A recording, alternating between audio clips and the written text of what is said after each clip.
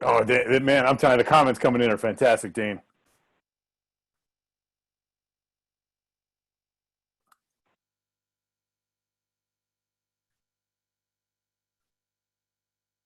You're muted, so we don't know what that we don't even understand how you're responding. So this is fantastic. There we go. Back at you. My grandjard's wondering who is the guy in the suit, and considering everyone else's videos is muted, I'm going to go with he's talking about you. Right. Well, every once in a while, you got to put on a suit. As much as I don't wear suits very often, I figured today, COVID-19 presentation, time for a suit. Plus, this matches our incentive plan. I like it. Weddings, funerals, and coronavirus-related bonus sessions. I mean, I saw that section in Men's Warehouse the other day. On the website, only on the website.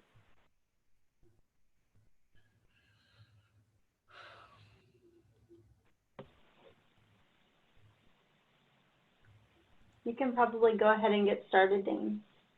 Okay. So welcome everybody to our NAIFA-Iowa Live. Very excited to have Mr. Rob Z with Freedom Personal Development. And his session today is going to be on mastering your mind.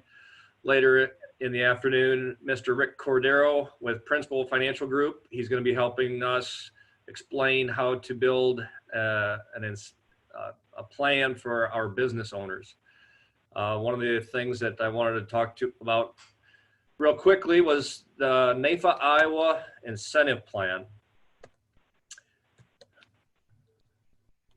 And I am your host, NAIFA-Iowa President Dane Johnston, for those of you who have not met me.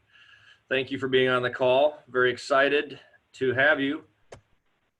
One of the things that NAIFA-Iowa has been looking at is trying to craft a way to create member incentives, our affiliate and chapter incentives as well. So one of the things that we did is we started to evolve here a couple years ago when the locals became affiliates and became chapters. And there was a quality member experience that was talked about and worked with. And with that, we started to morph and change a little bit. And with that, we had different family or member and affiliate structures. So we thought, how can we work all together for a win for the members, a win for the affiliates and chapters, and a win for NAIFA-Iowa. So this is kind of what we came up with.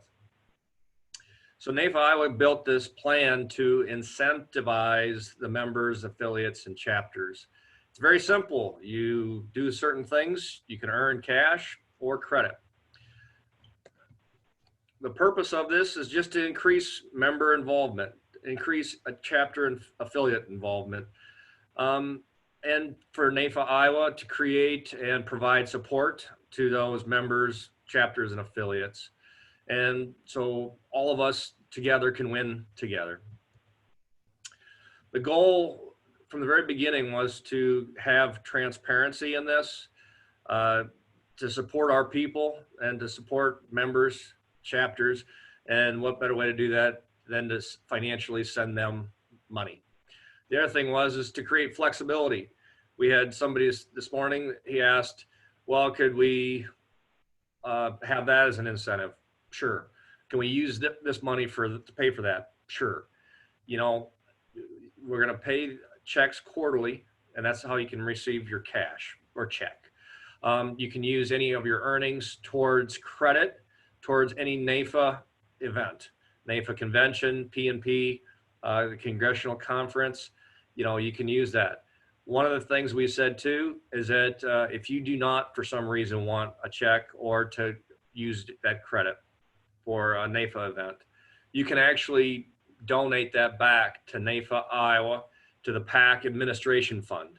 So that way, you know, if that's of concern and something you want to do, we can do that as well. So we tried to remove any trap doors or any gotchas. We wanted it to be as transparent and flexible as possible. So who are the people? There's participants. So anybody who wants to take a Lilly class, the congressional conference. These are all kind of the first time or participant incentives. So the Day on the Hill, if you have not been there in 2019 or longer, you can get incentives for that as well. Just attending these watch parties will cut you a check. So simple, easy ways to, in this COVID-19 somewhat difficult environment, to make some easy money. So here are the sellers, recruiters, or educator incentives. Now, these are all ways for our sellers and recruiters, for our members to make money. The nice thing about this is that it's the individuals and the affiliates that get credit for these things. So it's not one or the other, it's both. So if you're upgrading sponsors like Freedom Personal Development or Principal Financial Group, if you upgrade those sponsors, you can get credit. If you're recruiting for congressional conference, Lilly, state convention, you know, on down the list. So these are all incentives that we came up with. It's not limited to this, but this is where we're rolling it out and where we're starting. Another thing that we can do is have, once COVID-19 has passed, you can have watch parties. So you have one place broadcasting. It include additional education, additional speakers. You know, you can get credit for $150 for that. If you just want to do a watch party and a social afterwards, you can qualify for the $100. So this is just the infancy. We're just rolling this out. This is just coming. So we're very excited for all of our members, affiliates, and chapters to take advantage of this. So with your help, all of NAIFA can thrive, all of NAIFA can grow, and all of us can win. So the one beautiful thing is that there are no limitations. You cannot make too much. So that's a great part. So I'll take any questions if there are any. So if there's any questions, people can raise their hand or they can put it in the Q&A box, and we can make sure that Dane sees your question there. So if you raise your hand, we can allow you to talk. So at this time, do we have any questions, Stacy, or should we? We do have one question. Somebody's wanting to know, when is this effective? Immediately. April 1. So as of right now, I'm going to pass this back to Stacy. And at this time, I'm going to turn it over to Rob. So Rob Z, take it from here. Tell us how to master our minds. Oh, I thought you never would. I thought you'd never ask. Perfect. Well, what is happening, everybody? I'm Rob Z. I want to make sure this is, can everybody see my screen okay? I need somebody from the panelists to stay on in an audio role just because I don't have access to the chat box and typically I see stuff coming up. So can I get a verbal yes that we're awesome? I feel like a flight attendant in the exit row. I need a verbal that everyone can see and hear what I'm talking about. Awesome. I am so excited to be here. Dane, thank you for that. Another amazing intro from you. I appreciate that as always. We're friends, so I can give you a hard time. Hey, I'm curious, Dane, is that the same suit that you have on today that you had on in your headshot from the intro to the slideshow? You can just unmute yourself and give me a yes or no on that one. I'm assuming it's a yes. All right, perfect. So, hey, I'm Rob Z. Some of you know who I am. Some of you have no idea who I am. I'm a professional speaker, best-selling author, and coach with Freedom Personal Development. My business partner, Roger Sipe, and I co-authored this book, Master Your Mind. I've written a couple articles in the NAIFA-Iowa newsletter, so hopefully my name is a little bit familiar. If you've seen it, you probably can't forget it because it's an ugly one. But today, I was invited to come on in this bonus session and share with you a program called Master Your Mind. And so everything we're going to talk about today comes from this book, Master Your Mind, Counterintuitive Strategies to Refocus and Re-Energize Your Runaway Brain. And what I really want to spend time talking about today is understanding how to get your subconscious to work for you to make results happen for you. One of the cool parts about what's going on, I know it's a weird thing. One of the coolest things about what's going on right now is we are all deemed essential business, which I got to tell you, that gives us a leg up over. I know there's a lot of people that are not in that scenario. And we have so many different ways that we can interact with our clients right now, make sure that we're staying top of mind. And the thing is, we're going to have a chance to interact with our clients. We can get on a Zoom call with them. We can give them a call. We can call them on the phone. The reality, though, is if you're not showing up with the right mindset, if you're not ready to show up with the right mindset, please do not set up those calls. Please do not set up those Zoom conferences. Because if you're not showing up with an attitude coming from a place of service and servitude for your clients, it makes no sense to interact with them. Now, that being said, when you do get the chance to interact with them, there's things you can do to basically pre-program your brain to make sure that you're getting the best results possible when you're in that scenario. I want to make sure that you're showing up, you're flexible, you're agile, and you're effective in everything you do. The way to do that is by tapping into the power of your subconscious. So I'm not going to go, a lot of this is in the book, but I'm going to give you a quick overview. When it comes to understanding, we have this thing we call your money magnet. And that's what we call your subconscious, because your conscious part of your brain, and for those of you that don't know, you've got two different parts of your brain, right? You've got your conscious brain, which is your rational, your linear thinking, your if-then. It's like your engineer brain, right? If you've ever been working with a client that's like, excuse me, can I have more information? They're probably an engineer client. They're always looking for more information. It's your rational part of your brain. Then you have this other part of your brain, which is your subconscious, which literally, based on the definition, lives below your conscious. And this is your like spring break. This is your party brain. So they're both super effective. They're both super important in getting the results that you get. But understanding the differences between these two and how to tap into the part of your subconscious, that's really what's going to help accelerate the pace at which your results show up. So 4 big differences that you need to understand between your conscious and your subconscious. Number 1 is the size difference. Your subconscious, it's about 1 million times bigger than your conscious. And so for a lot of people in the room, or people watching, it's hard to put into terms. And so let me give you I don't know what kind of room you're in, but I'm in my home office, which is about a 12 by 12 space. And so here's the analogy I'm going to give you. I got this pen I'm going to hold up right here. And actually, I'm going to take the cap off this pen, because this pen cap here, if my office is the size of my skull, this pen cap represents the size of my conscious brain, and then the rest of my room represents the subconscious, right? You understand there's just a massive size difference, which ultimately what that means is that it's a power difference. The subconscious is about 1 million times more powerful than your conscious. So for those of you who are looking for some extra credit, there's a book out there called The Ant and the Elephant by Vincent Poscente. And if we may add this to the chat, I don't know if Stacy or Dane want to add The Ant and the Elephant, just add that to the chat so people can see that, by Vince Poscente, Poscente. It's a super easy read, but it's all about understanding the relationship between your ant and your elephant. I'm not going to go into the details because it's a really great, easy book. Dane, it's on audio, because I know you like the audiobooks. But fundamentally, you got to understand that and the reason I'm telling you this is most of us go through our day doing a lot of ant thinking, especially right now. We're dealing with crisis management. We're dealing with, oh my God, what's next? How do I deal with this situation? How do I teach my kids? How do I homeschool them? And not homeschool them, but you know what I mean? And it's very, very reactive thinking when you're in your ant mode. Well, that's just not going to flip on the money magnet in spending time in ant mode. So just understanding what those two differences are, that's a step in the right direction. Second big key to understanding between your conscious and your subconscious is your elephant is purely visual. Your subconscious thinks in pictures and will make you act in accordance with those pictures, even if they don't exist.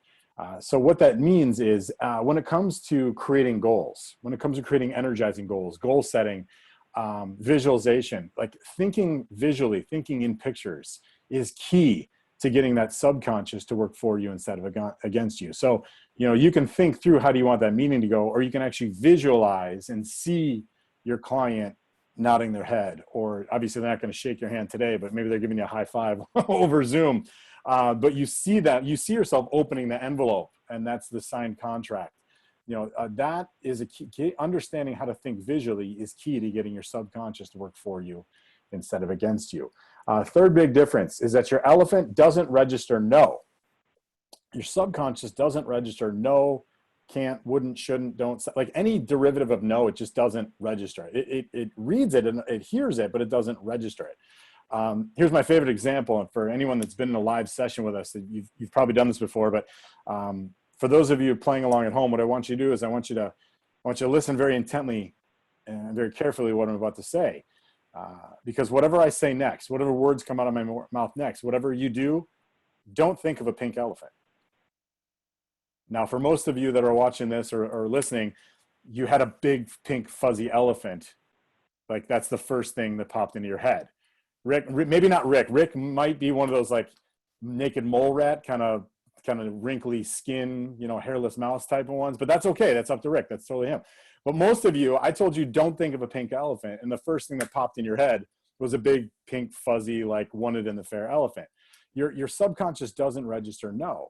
And so when it comes, the reason I want to talk about this is when it comes to getting your money magnet turned on, when it comes to influence, when it comes to getting your clients to give you the yes or find the yes, anytime you can talk to them in the affirmative, that's going to help them. Because how many times you had people talk about what they don't want, and they don't want this, and they don't want that, and they don't want this, and then when you ask them what they do want, they don't know. They're like, I don't know. They Scooby-Doo you.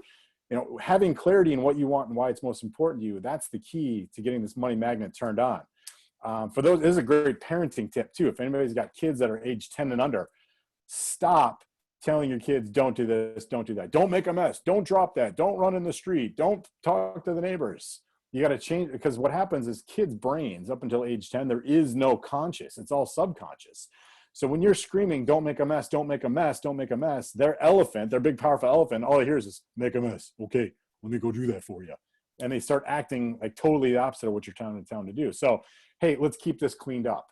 Or, hey, let's keep this tidy. That's a better alternative to, hey, don't make a mess. Hey, stop that. Hopefully that's making sense. So again, your elephant doesn't register no. And then finally, your elephant, the last thing is your subconscious already knows how. Your subconscious already knows how to do what you need to do your job. Your subconscious knows how to pick up the phone. Your subconscious knows how to hit reply to an email. Your subconscious knows how to lock the door. What it needs is constant reminders for why you're doing what you do in the first place. This is kind of side item. People ask me what I do. I say I take a lot of the concepts that get a lot of lip service in the insurance world, and I help people learn how to implement those things in a way that works, and it works now. So we talk about finding the why and staying connected with the why. This is why that's important. This is why that's such a big concept, because those of us that teach this and preach this and coach this understand that in order for your behavior to change, you actually have to tap into your subconscious. And so many people get hung up on the sales scripts and the email scripts and the LinkedIn scripts and how do I overcome this objection? What do I say here? And when I'm in this situation, what do I do? Like that matters, but your subconscious already knows that stuff. It doesn't need reminders on that. It needs reminders for why you're doing what you do in the first place. Who are you here to serve? And how are you best to serve them? Who is your ideal client? Who do you love to work with? Who's the person that when you work with them, you know how to serve them and you always get the yes out of them? That's what we're talking about when staying connected with your why. Because your subconscious, it knows how to do your job. It knows the laws. It knows the investment. It knows all the stuff that goes in the answer key for the 65. This is the biggest piece of advice I get to people who are trying to study for the 65 or 67 or 60, whatever. I know there's a ton of 60s. Is, man, why do you want this thing in the first place?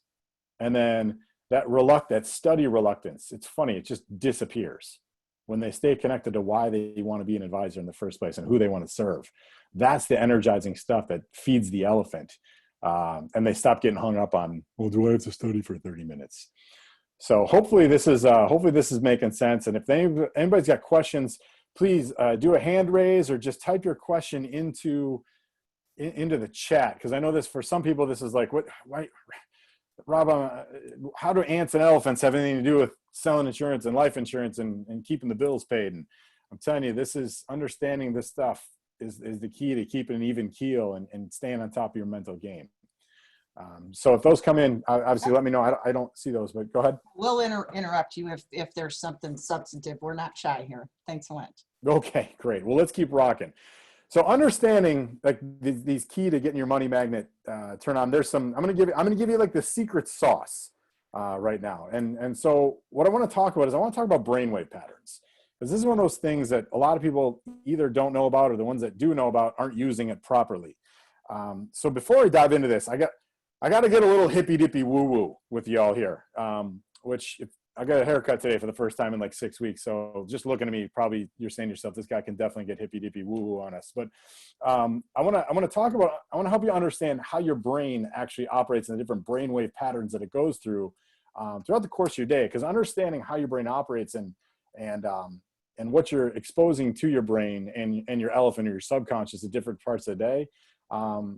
Once you understand how to tap into this and use this, this is really how you start to accelerate your results and get that money magnet gauge. So the hippy dippy woo woo part is all of us, our brains are both transmitters and receivers of electromagnetic energy. Basically, it's called vibration. It's called your aura or your chi or your vibe. You've heard it talked about a bunch of different ways.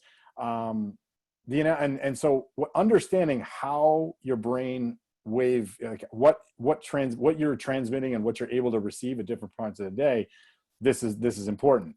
The analogy is it's kind of like FM radio, right? Like my first car was a 1971 Buick Skylark. This thing was awesome. It was a 4-door. I figured out early, I had it like a sophomore year of high school. I figured out that it didn't have mandatory seatbelts. It was a bench seat. So I knew that if I turned right really quick, my date had no choice but to slide over next to me in the front seat. It was awesome. But anyway, this car also, it only had AM. I actually had to put an FM radio in it.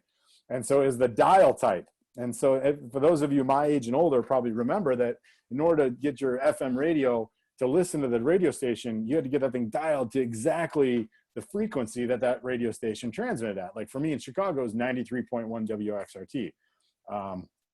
Back in the day, when I was in school, that was 94.1 KRNA. There's a shout out to my Iowa City folks. Actually, I know what KRNA stands for, but that's okay. But anyway, if you want to listen to 94.1, you got that thing right to 94.1, then you can listen to music. If you're at like 94.3 or 93.9, you got fuzz. So you got to understand how that brainwave, what frequency you're operating at. So there's 4 different frequencies that your brain goes through throughout the course of your day. So I'm going to talk about these. I'm going to use an analogy to explain this. The analogy I'm going to talk through is wind, waves, sticks, and boats. So the wind is going to represent like life, like what's going on in your day to day. Waves represents the brainwave pattern that you're experiencing at that time of the day. Sticks represents your thoughts. And then boat represents the impact that those thoughts have on your subconscious. So again, wind, waves, sticks, and boats. So I'm going to talk this through. It'll make more sense in a second. One thing, I'm imagining that everyone on this call understands frequency and amplitude.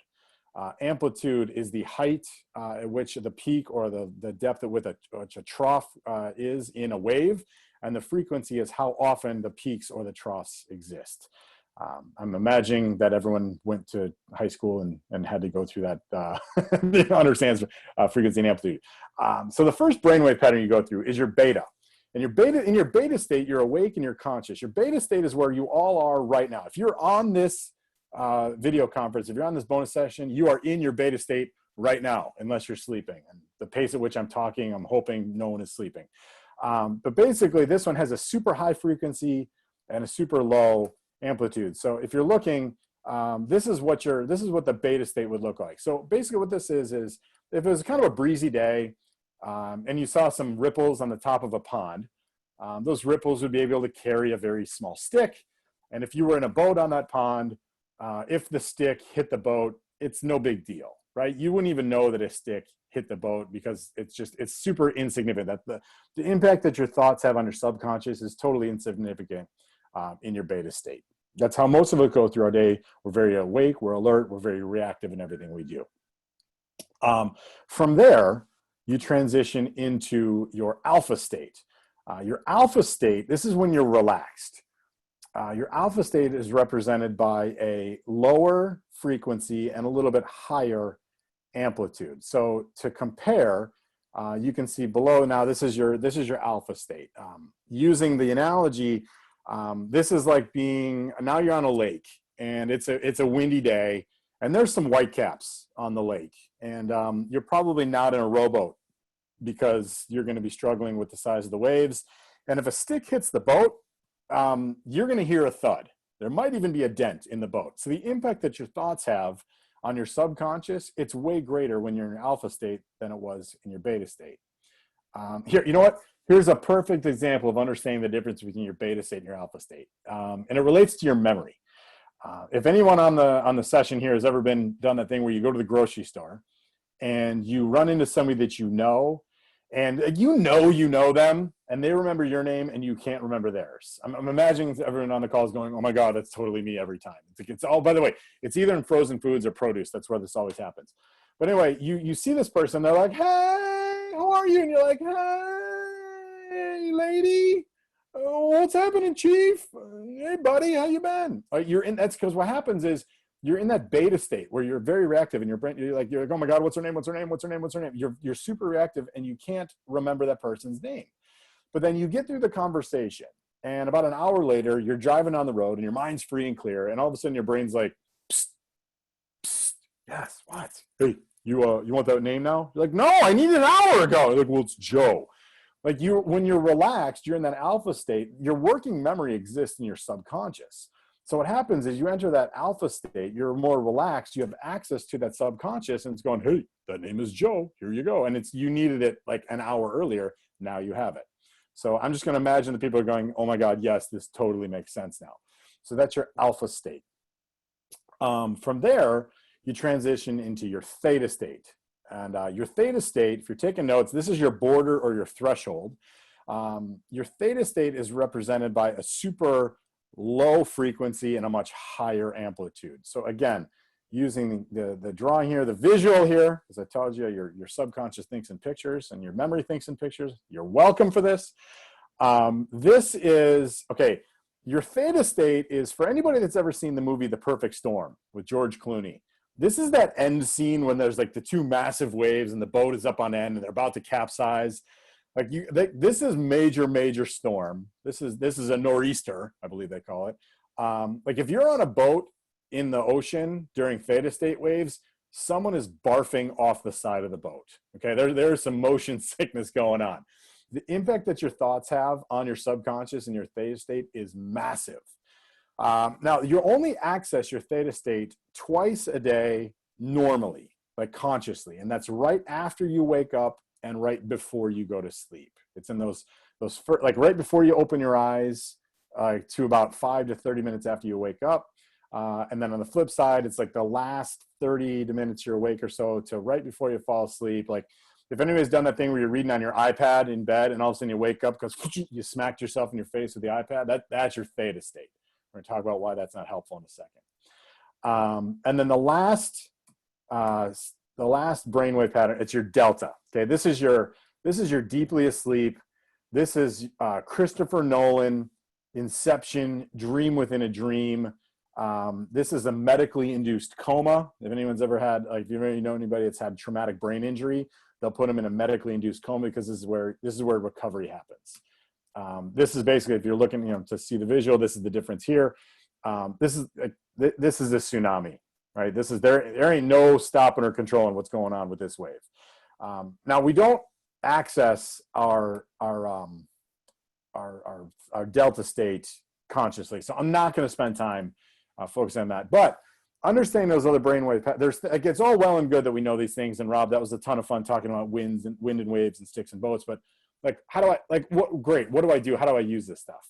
So here's how to take advantage of this information that I just shared with you. Number one is you want to capitalize on your naturally occurring alpha and theta times. So pay attention to what you say to yourself, how you talk to yourself, when are you reviewing your goals. Do that during your natural alpha and theta states, okay? So pay attention to what you say to yourself in the beginning of the day and the end of your day. Pay attention to when you're reviewing your goals. Are you doing it haphazardly throughout the course of your day, or are you doing it conscientiously and purposefully when you know that you have direct access to your subconscious during that theta state. Create more naturally occurring alpha and theta time. So if anyone here, this is take naps, feel free to take naps, not 3 martini lunch, but feel free to step away and take a 20-minute power nap for the purpose of getting into the theta state so you can feed your subconscious pictures for what it is you really want.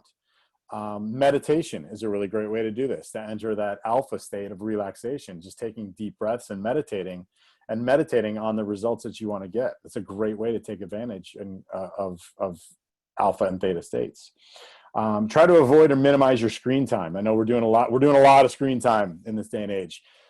Specifically in that first 30 to 60 minutes you're awake and the last 30 to 60 minutes you're awake. Try to work on, for some people we recommend a tech curfew, but definitely look to minimize that screen time. The reason being, screens operate on a frequency as well. And that frequency, that refresh rate, it's more in tune with the beta state, that real quick. And so what happens is, at first and last 30 minutes of your day, your brain is starting to slow down and get into that alpha and theta state. And when you're looking at a screen, it's trying to synchronize your brainwave pattern with the refresh rate. And it's kind of like nails on a chalkboard or a needle on the record.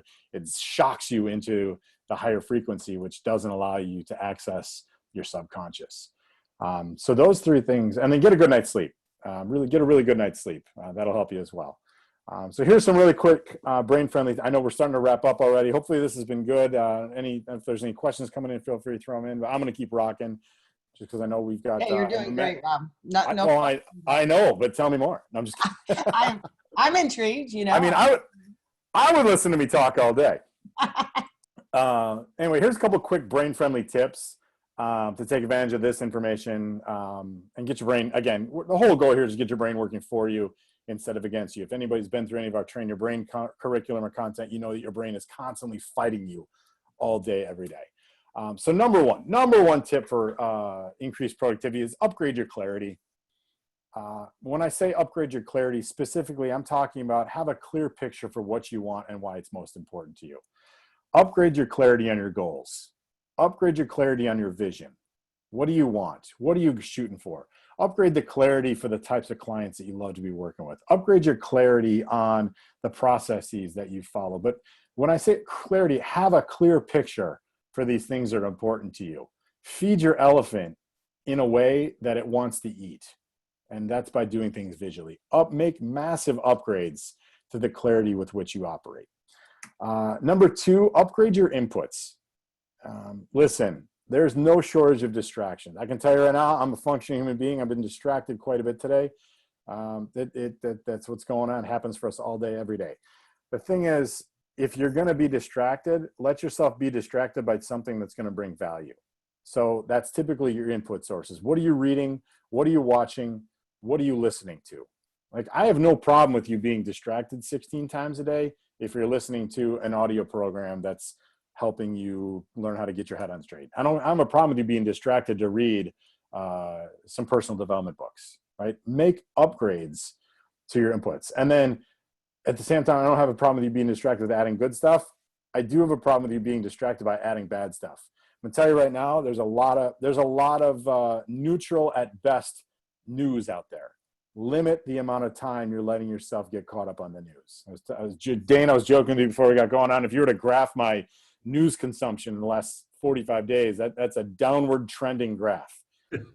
Me too. Yeah, I mean, yeah, you and I have been talking about this for years. Like, it's important to stay up to speed on things, and then you need about 7 minutes of news before they start to the cycle just starts over and over and over again.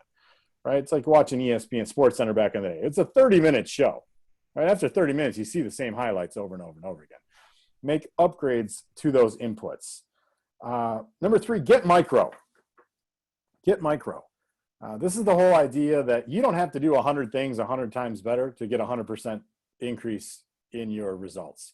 Find one thing that you can do 1% better. Get focused on that, make that a habit, and then grow from there. You don't wake up and go, hey, this is why couch to marathon doesn't really work, right? You got to put a training plan in place to get yourself in shape to be able to run a marathon. You don't just get up and go. So find one small thing you can do. And it doesn't have to be one thing different a day. Make a habit. Find one tiny thing and do it for 30 days.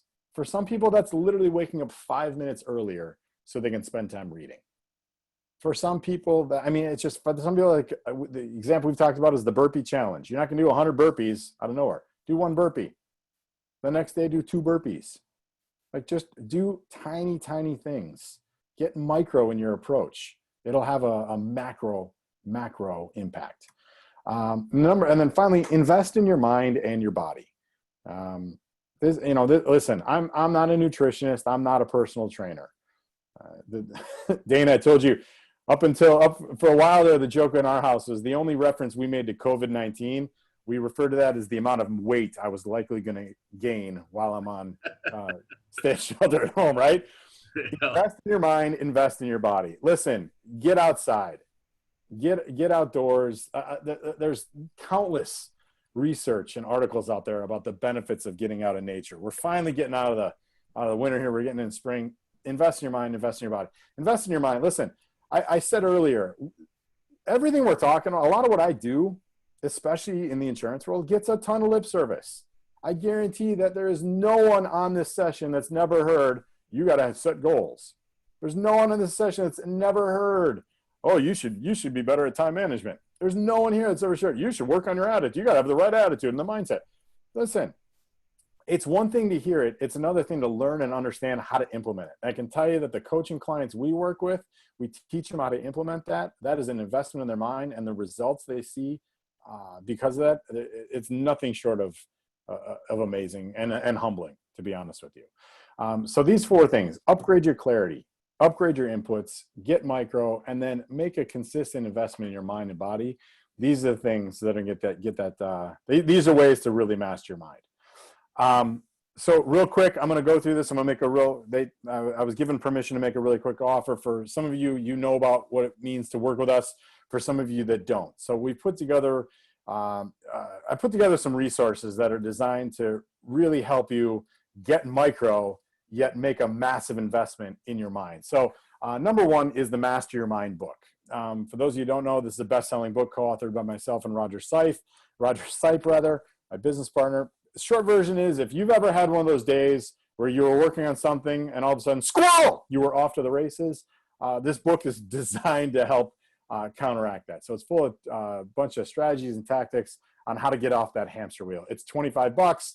You also get a free audio version as well. Second component is it's called Train Your Brain for Success Weekly. What this is we've curated our 12 most popular, most impactful coaching lessons, and we put them in a self-guided coaching program. So every week you get access to a new lesson, and it's lessons on things like how to run your calendar, how to talk to yourself, how to talk to your clients, how to stay on top of your mental game, how to remember names is one that's on there. How to take a day off. That's the most important one. We teach how to effectively take a day off, rest, and recharge the battery. I know we've got no shortage of opportunity to quote unquote take a day off, but how many of you are actually taking an effective day off for renewal? And so we're going to teach you how to do that. Enrollment in that is normally $5.99, and you own that forever. And then as a bonus, you get access. If you have any questions, you have access to me via email for any one-on-one questions. I'm here to support you. Third component is we've instituted open office hours. So what this is membership in open office hours. We do it 6-month increments. Weekly, every week, I'm hosting a 1-hour live Zoom conference where you show up with any questions on how to implement any of the lessons or the concepts that we share. And I'm there to get your questions answered one-on-one. This is the closest thing you can get to hiring a coach and having somebody in your corner on a weekly basis. I can tell you that we've been doing this for about a month. The conversations, I'm a little biased, admittedly, they're nothing short of remarkable. I can tell you the biggest piece of feedback we get from people is, man, it's so refreshing to be able to be around someone that just gives me a distraction from everything that's going on. So we're helping people implement, listen, here's some work at home strategies. Here's how to more effectively work at home. We've got some strategies on how to stay connected with their clients. People have got little homework assignments they're doing. It's been a ton of fun, and it's a tribe type thing. All ships rise with the tide, but you got to be in the water first. This is a great way to get in the water with other like-minded people to implement things, mastermind off each other. People that are in this are just loving it. So access that is $19.99. So a short version is you're over $2,600 worth of stuff. What we've done is we put together, because of our partnership with NAIFA-Iowa, you can take advantage of that. You can pay for it over the course of that membership for 6 monthly payments of $98. Or if you want to take care of it all one shot, it's just $497, which is a pretty screaming deal. And I got to tell you, if you're looking for a great way to get micro and make an investment in your mind, Bias is a really great way to do that. So to do that, let's see, there you go. There is the, that's the website. If you go to this bit.ly/MYM497, that'll take you right to an order form. We can get yourself signed up. You'll start receiving your stuff as early as tomorrow. I don't know if Hey, Rob, we'll go ahead and make sure that we send that out not only to those people that are on, but the people that may watch it afterwards on demand. Oh, that'd be great too. Yeah, if you want to, Yep, yeah, absolutely. that'd be Just, great, and we'll throw that in just the. email that to Stacy and I, because we'll do a follow-up, and certainly appreciate you during these unusual times making this available to our members. It's a great, you know, it's a great opportunity to have somebody else to share that this time. You got it. Yep, you got to get help. To our clients right now, I'll tell you that. Trust me, I know. I'm looking for. Man, I call my coach all the time. I'm on the phone or on text with my coach probably 3 to 4 times a week, just because I need her. I need to bounce stuff off of her, and I got to tell you, it's been one of the most helpful things in the last 30 to 45 days, especially. So. Yeah, cool. Actually, Rob, she went ahead and Stacy went ahead and posted it in the chat. Oh, even better. Yep, you know, great. If you're interested in that, just copy and paste that into your browser. You might have to put the HTTPS in front of it so that it's you know, / so it shows up right. But other than that, that's Cool. that's there. So thank you so much. Yeah, that's in the chat. So here we go. You guys want to get a hold of me? This is how you do it. RobZ@deliverfreedom.com. You can get me on Twitter and Instagram at RobZSpeaker. I'm on LinkedIn and Facebook. Definitely connect with me. And that's my cell. You can call me too. And then we got a free ebook called Get Your Head on Straight. There's another link you can check out. But go to our website. You can get it there as well. But I'm going to hang out. You know, I know Rick's coming up. Rick and the Hairless Mouse visual for the Pink Elephant are coming up next. But I'm happy to stick around and answer. You're welcome for that one, buddy. I mean, you know, I'll stick around and see what kind of questions I can answer as well. And are you coming to the virtual happy hour, Rob? You know, I may have to sneak away to get a beer, but then yes, I'm going to do that. Okay. So the other thing too, we appreciate everything you're doing for us, Rob. You are doing another special session on April 22nd at 11. Oh, that is going to be a blast. If you're liking what you see with Rob, there's another session we're going to do on April 22nd at 11 o'clock. So just a little side note is that the package that Rob has today is what I started with back in 2017. So, and then it led into a coaching relationship. So that's right. You did do that. That's awesome. Yes. So appreciate everything. Thank you, Rob. And yes. See you at the virtual happy hour. Look forward to connecting with you all. All right. Thank you. Thanks a lot. Up next is Mr. Rick Cordero. He's going to help us design and draft plans for business. So take it away, Rick.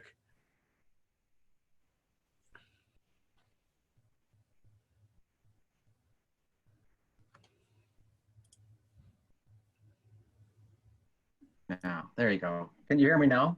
Yes. Awesome. Well, good afternoon, everyone. I'm the only thing between you and happy hour, I guess. So hold tight. But hey, I appreciate your taking the time and effort to, to hear our message today. It's hard to follow a person like Rob who has a high energy and a lot of great information. I didn't realize a lot of the things he said, and I find that would probably be a great value to many of you. So, and it looks like the pricing is pretty darn right. So you may want to take advantage of that. But today we're gonna focus on income replacement, pretty much in the business marketplace, and talk about solutions that business owners need to be aware of, and things that maybe you want to bring up and have in your conversation. Now, one of the things to keep in mind is that with these discussions, we kind of frame our conversations around, mainly the executive class, okay? These are the people that are mostly highly compensated, those people who may or may not be involved in a deferred comp or non-qualified deferred comp plan arrangement or a COLI deal. So these are the type of people that we're going to focus on and have our attention really narrow down to those people. You know, it's not going to be talking about group insurance or employee benefits, but we're going to be visiting and talking about the business owners in general. And, you know, when we talk to business owners and you see what you have as a makeup of people that are in their little small businesses today, which in Iowa represents well over 90% of our businesses in the state of Iowa. You know, you're dealing with maybe people or organizations that may have 1, 2, or 3 owners. And let's assume you've got a group of owners that average 47, average age of 47, and you've got 3 of them. There's a 43% chance statistically that one of those 3 individuals is going to suffer a sickness or an injury.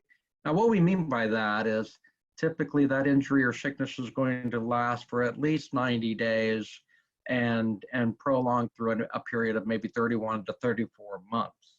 So that is the average duration of a claim today, but this is what we're talking about. It's just not people who just can't come into work today because of a head cold. We're talking about people who are seriously sick or injured and who cannot come into work for an extended period of time. And so those are the numbers. And I think they you know, today, you know, a lot of people have this COVID-19 issue on their minds. Let me address that real quick. My theory, and I think with many of my counterparts, is that you really don't want to focus on that. You really don't want to take your time to visit with people and talk to them and scare them into, oh my gosh, you can get sick or hurt, or you can have this illness and end up dying or something like this. I think that's counterintuitive to what our message really should be. First of all, they clearly understand what's out there today. Okay, I don't know of a single person in Iowa who's oblivious to the circumstances that we're in today. But a lot of people have a keen awareness of the value of working, okay, and why they work, and how they work, and what they do while they work. And so, is it something that you need to talk to them about? No. What you do want to do, though, is bring up that, make it part of your holistic approach that, you know, the facts are that if you become sick or hurt and you're not able to work, something negative is going to happen to you or your small business.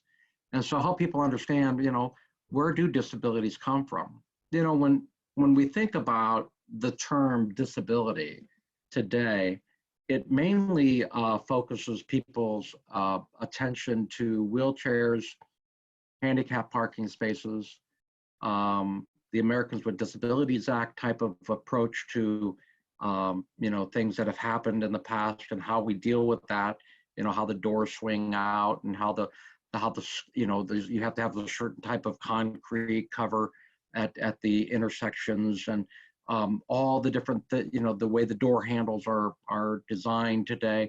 Those are all dealing with the Americans with Disabilities Act. Most generally, those people are having situations relative to some accident or some type of a mental nervous disorder or a nervous system disorder.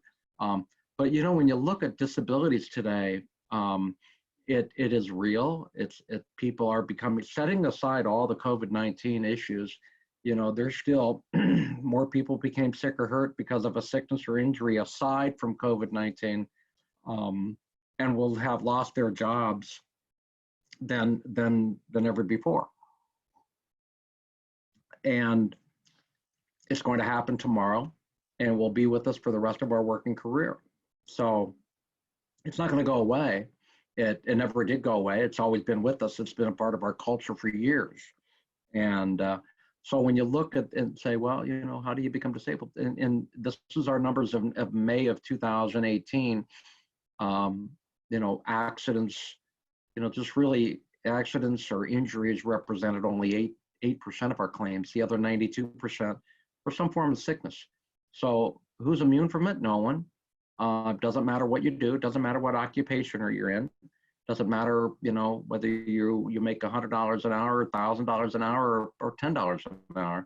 It doesn't really matter. You're not immune from any of this. So during this conversation, and I hope you have a lot of questions, and because you can't really throw me off because it's all on a slide here, and I can't, you know, if I could do this, and I've done it a couple times. So what we want to do is focus on helping the owners keep, number one, the roof over their head. Number two, their business open. Number three, we want their business running. And number four, helping them keep that business intact. All four of these items dealing with the consequences of becoming sick or hurt. And this is what people really don't understand are, what are the consequences? More so, probably more intended to ask the question, what are the unintended consequences of me becoming sick or hurt as a business owner? Okay. Most of us focus on keeping a roof over their head, which is good, okay? And that should, in my world, that is the first and foremost thing you should always do with your customer, is focus on the family first. Keeping a roof over the head is paramount to anything else we do.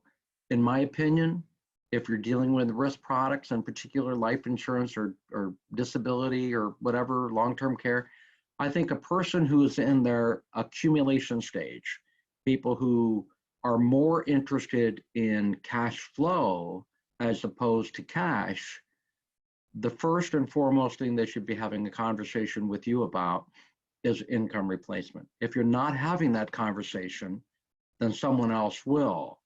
And if no one has a conversation with them who holds themselves out as a advisor or a financial planner, really are you know, that's sad. Because if you are an advisor and if you're a financial planner or you're, you know, whatever you want to call yourself out there, you know, if you're not having this conversation to deal with the biggest risk, your customers' financial risk, your customers face each and every day. Because all the things you want to do, let's hypothetically say that you are in a, you know, focus on assets under management, and all the things you want your customer to achieve, all their goals, objectives, dreams, and desires that they want to, you know, be able to build a home, a summer home, go visit their grandchildren, retire comfortably, you know, all these, you know, these perfect little scenarios that we want to, you know, help pay for college education for their children, all these different things. You know, you have to keep in mind that your customer is obligated to do one thing and one thing only. You can do a lot of marvelous things for them, okay? Assuming they go to work every day and they earn an income. That is the basic assumption you're making, okay?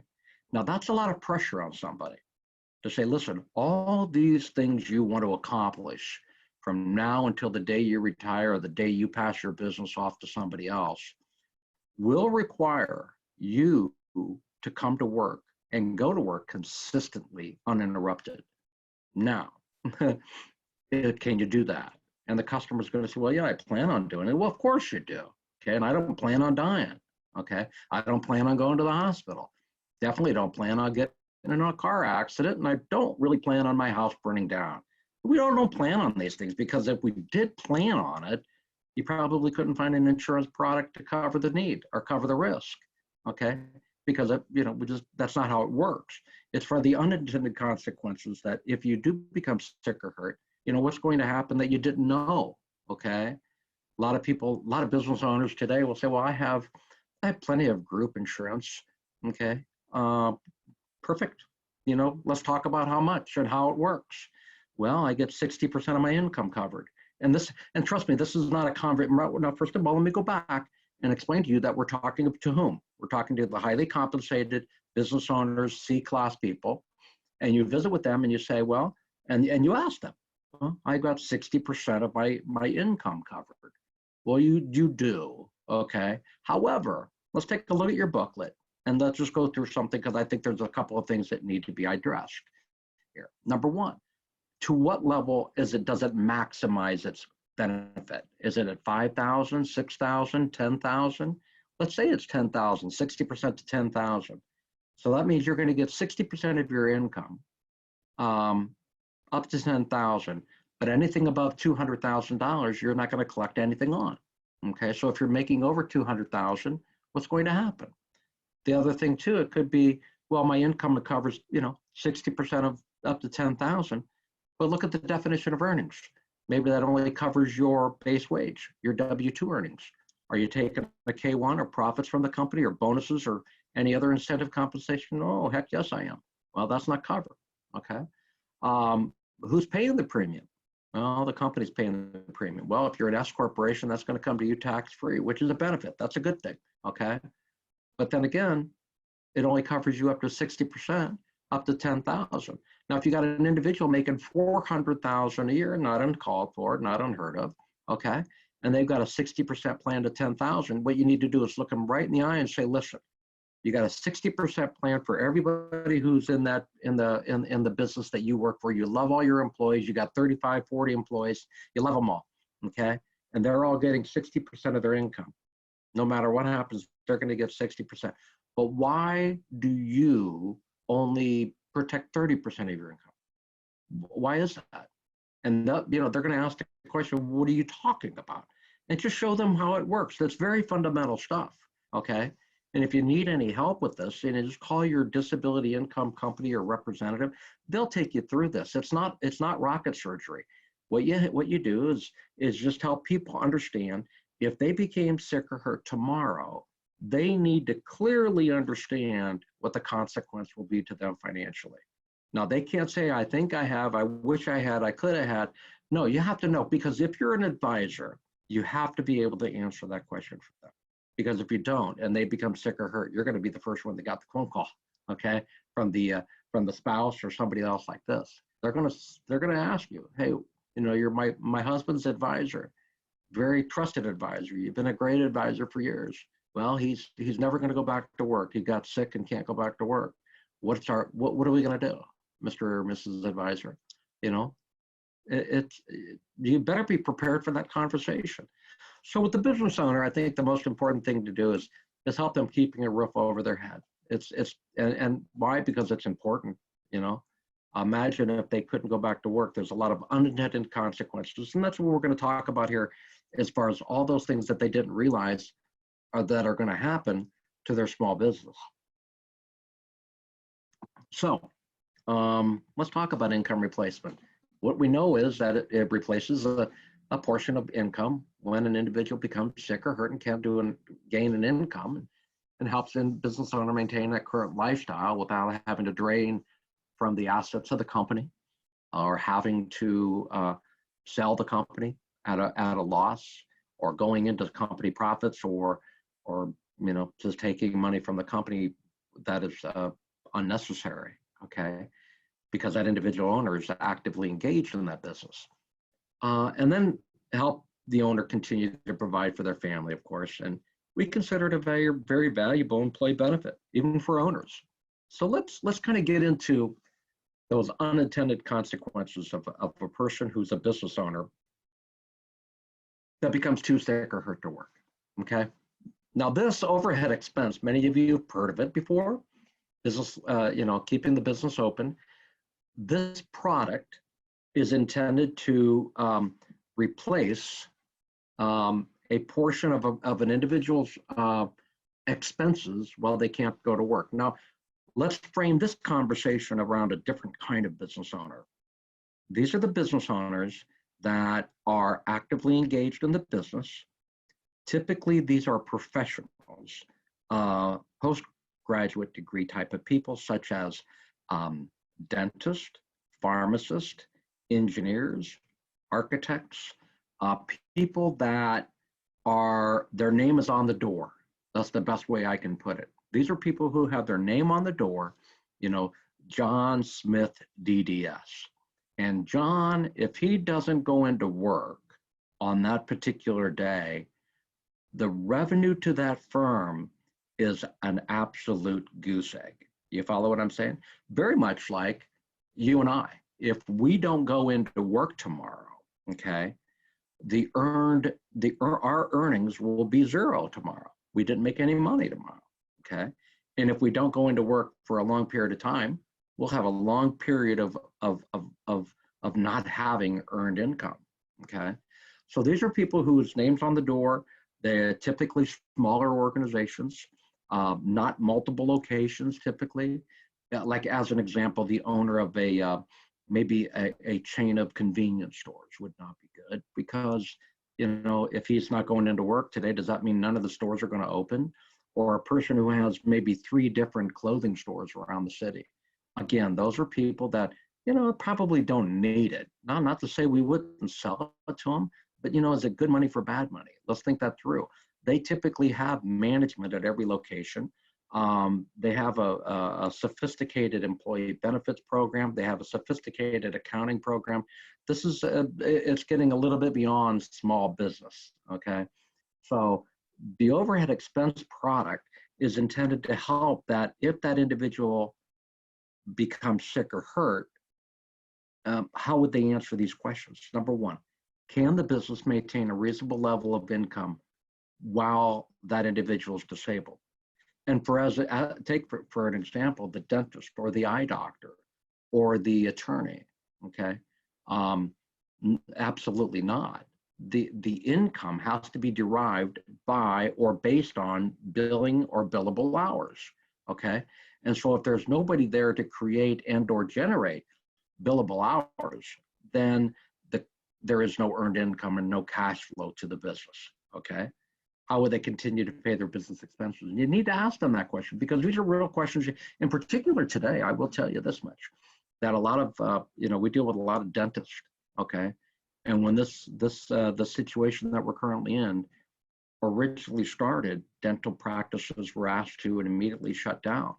And so we have a lot of business owners who are dentists asking the question, hey, what do I do? You know, and they're not sick, they're not hurt, so they don't qualify for a disability income benefit. So they're looking at this as a real deal. They can't pay their bills. I mean, if they can't pay them, hopefully they have money. But in the short term, they might be okay. But if this were a long-term deal, there'd be a lot of concerns in their mind. Hence, we have a lot of dentists now in the marketplace today, realizing that, you know what, I may not get COVID-19, but you know, I may get a stroke or heart condition or mental nervous claim or something like that. I mean, it's making it real. It's becoming real. People see it. People can really say, yeah, this could happen to me, albeit it won't be the COVID-19, but something like this could happen to me. So the question that they come up with is, what's going to happen if I have to pay my own expenses or I'm not generating any revenue? Okay. Where would the money come from? Well, let's take a look at what the options are. You could take it out of your savings. That's if you have it. You can take it out of your accounts receivables. Well, that's all right. And we typically account for that, the accounts receivables, by extending the waiting period. That's usually something that we manually account for, and we ask those while we go through that. They could take it out of maybe if they had a partner, okay? And that partner can, let's say you had 2 dentists who own the practice 50-50. Now the partner who's healthy, maybe he or she can see all your patients that you weren't able to see. And how well will that go over with your partner who's already got a full day booked with her part or her practice and her patients? Probably not a thing. Can your spouse come into work for you? I don't know. So you got to think in terms of where would the money come from? Could they hire a replacement somebody to come in and do what you do? Probably not. Okay. Next thing they have to ask the question is, you know, would the business have to turn clients away? And that's a big problem depending on the type of company it is, where it's located, and the type of industry they're in. You know, if I were a customer of one of these small businesses and I walked in and I find that, well, you know, John Doe's CPA is probably not going to be back for a while. Is sick or hurt, and will not be able to do your accounting for you. Well, my question is, then who will? It's not like I can call the government and say, hey, listen, my accountant or my CPA is sick and not able to work. Can we just kick that can down the road here a little bit? Or if you got to go to the dentist, you got a terrible toothache, you need something done immediately, but your dentist is not at work because he's sick or hurt and home and not working. So, the patient or the customer has a choice. Well, do I maintain this pain until I know when the dentist comes back, or I to go to the dentist next door or down the street from me and get this darn thing fixed? Well, that's where those patients can be turned away. And will you be able to keep the doors open? And what I mean by that is, with every business, there's a family within that business. Obviously, you have your family at home, your spouse and your children. But within the business, you have a family there. Your family may consist of a dental hygienist, could be a dental assistant, it could be a billing clerk, it could be an appointment clerk, somebody who handles all those type of things, a business administrator. There's a lot of different people involved in that other family, that second family. If you became sick or hurt and the revenue stopped, what about their incomes? You keep in mind that you lost your income as an executive or a business owner, and all these other people that relied on your ability to do what you do, generate those billable hours, just lost all their income too. Okay, now one family is suffering from, instead of one family suffering from a sickness or injury, now you have 6 families suffering from that same sickness or injury. Something's wrong here. I don't think that was intended by the small business owner. Okay, to say I'm going to wake up today and not be able to go back to work. But quite honestly, the reason we love small business owners as far as disability income carriers are concerned is because they're highly motivated to go to work. They clearly understand if they can't go to work, there's 5 different families going to be negatively affected by what's going on. Some of those business owners don't realize it though. They don't understand that the unintended consequence of them becoming sick or hurt. They can protect their own income, which we think is probably paramount and probably the most important thing. But second in line just says, if I become sick or hurt, I can't go to work. I want to make sure that my second family is taken care of and my expenses there are covered. So let's take a look at what overhead expense does. It reimburses a business owner. Now the word reimbursement is very important. Under an individual disability income policy, and let's say you buy a policy that has a value of $7,500 a month, that $7,500 a month goes to the insured after they satisfy the waiting period, they've hit the commencement period and they're in the benefit payment or benefit receiving mode. They'll get a benefit of $7,500 period, regardless. With a disability overhead expense policy, it works a little bit differently. And the reason we structured this is because you want to maintain the tax advantages on both ends. Number one is that if the individual becomes sick or hurt, and let's say their monthly expenses that we cover are $10,000 a month, and the premium per year is like $1,500 a month premium. They've been paying the insurance company, they become sick or hurt. We then reimburse that business owner up to $10,000 a month, give or take, because there's carryover provisions and unused portion of benefit provisions. And so there's a lot of provisions to help benefit the insured, but they have to pay their bills first. So as an example, let's say the rent is $5,000 a month. They have to write a check for $5,000 a month first, and then we will reimburse them for that $5,000 rent check payment, okay? So it's a reimbursement. And let me tell you why. If you look down here in the middle, is because the premiums that they're paying, we allow for them to deduct those as a necessary business expense. And it allows for them to deduct those premiums. But number two here is the benefits that they've received, that $5,000. Now that's going to be taxed. However, what did we reimburse them for? Okay. typically a deductible expense, like rent, utilities, and things like this. Those are above the line expenses. So typically we reimburse for those above the line expenses that are typical ongoing expenses. They write the check for the premium. They get the benefit as a reimbursement. So at the front end, they get a tax deduction. On the back end, they get it's basically a wash. They got to report the income, but that income is offset by the expenses paid, okay? And it's terrific for small business owners and those individuals who we consider are self-employed. And very much so, you know, there's one group of people that we insure a lot, and that's financial advisors and insurance agents. Because if they're not able to work, what's going to happen to their practice? Okay, what's going to happen to their revenue stream? And they may have an assistant or two. They have rent. They have overhead expense. I mean, they have rent, utilities. They may pay their NAIFA dues. This is what we'll do. We'll keep you a member of NAIFA, keep you a member of any other organization, pay your malpractice insurance, your E&O coverage.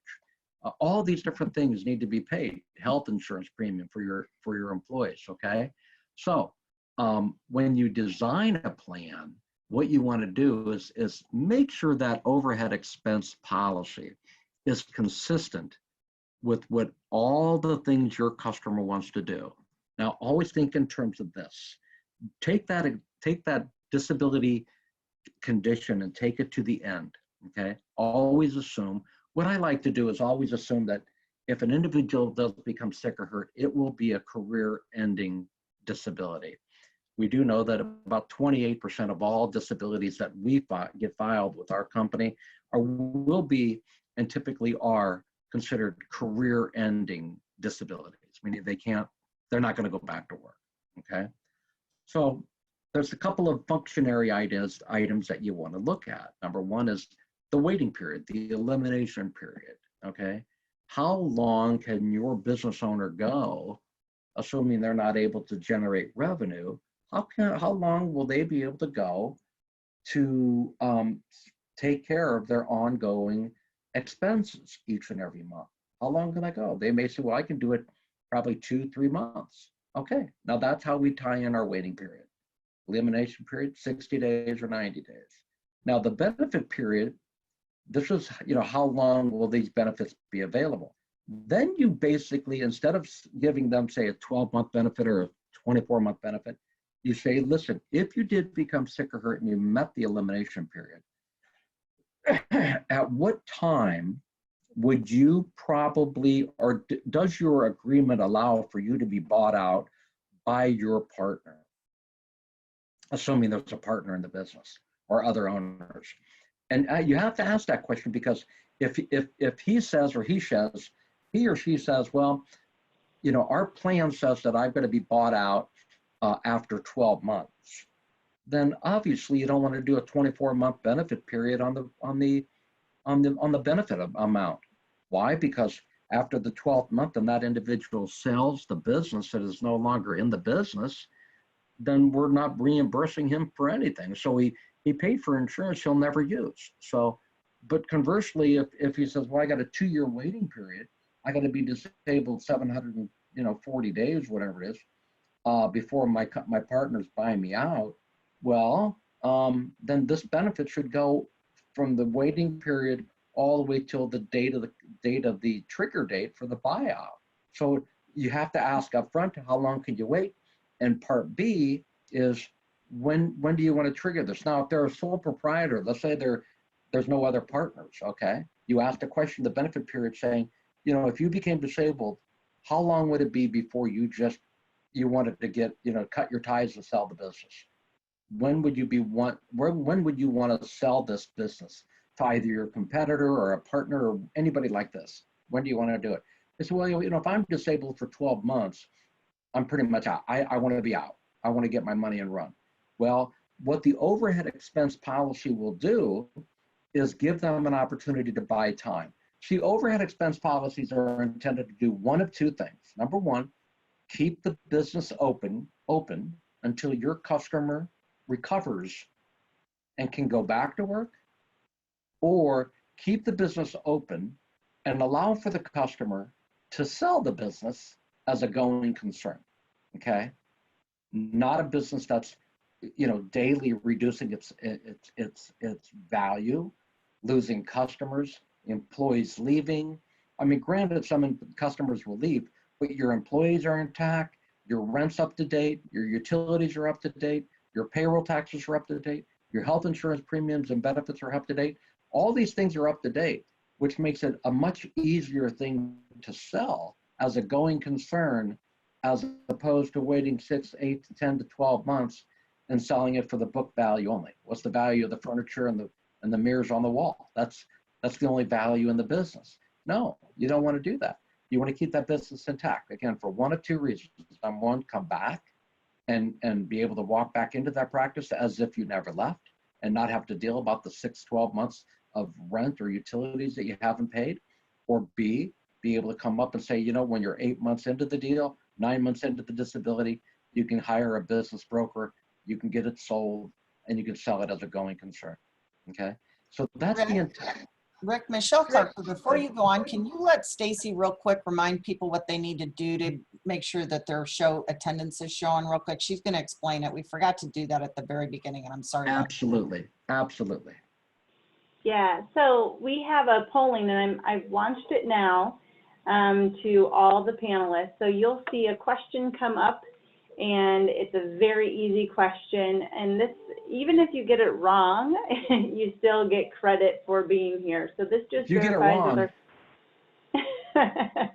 you get it wrong, Rick will come get but just is to verify that you're still here, you're still listening and engaged. So we will let this question stay on here for a while. Rick, you can continue to go, but we will break in 2 more times during the session for this question. Okay. All right, Rick, I'll let you keep going, but I didn't want to interrupt. So I will take more drinks of water, Rick, and it'll make it easier for me. So. There you go. Okay. Hey, I don't know how we're handling any questions. If anybody has any questions, put it in the chat box, and then somehow let me know. Like I said, you can't run me off here. You can't get me off track. Oh, we'll jump in, Rick. There's no questions so far, but good information. I'm really liking this. This is great. Perfect. Okay. Thank you. Okay. So we've dealt with an individual business owner became sick, or a couple of business owners, you know, depending on how, or part of a group.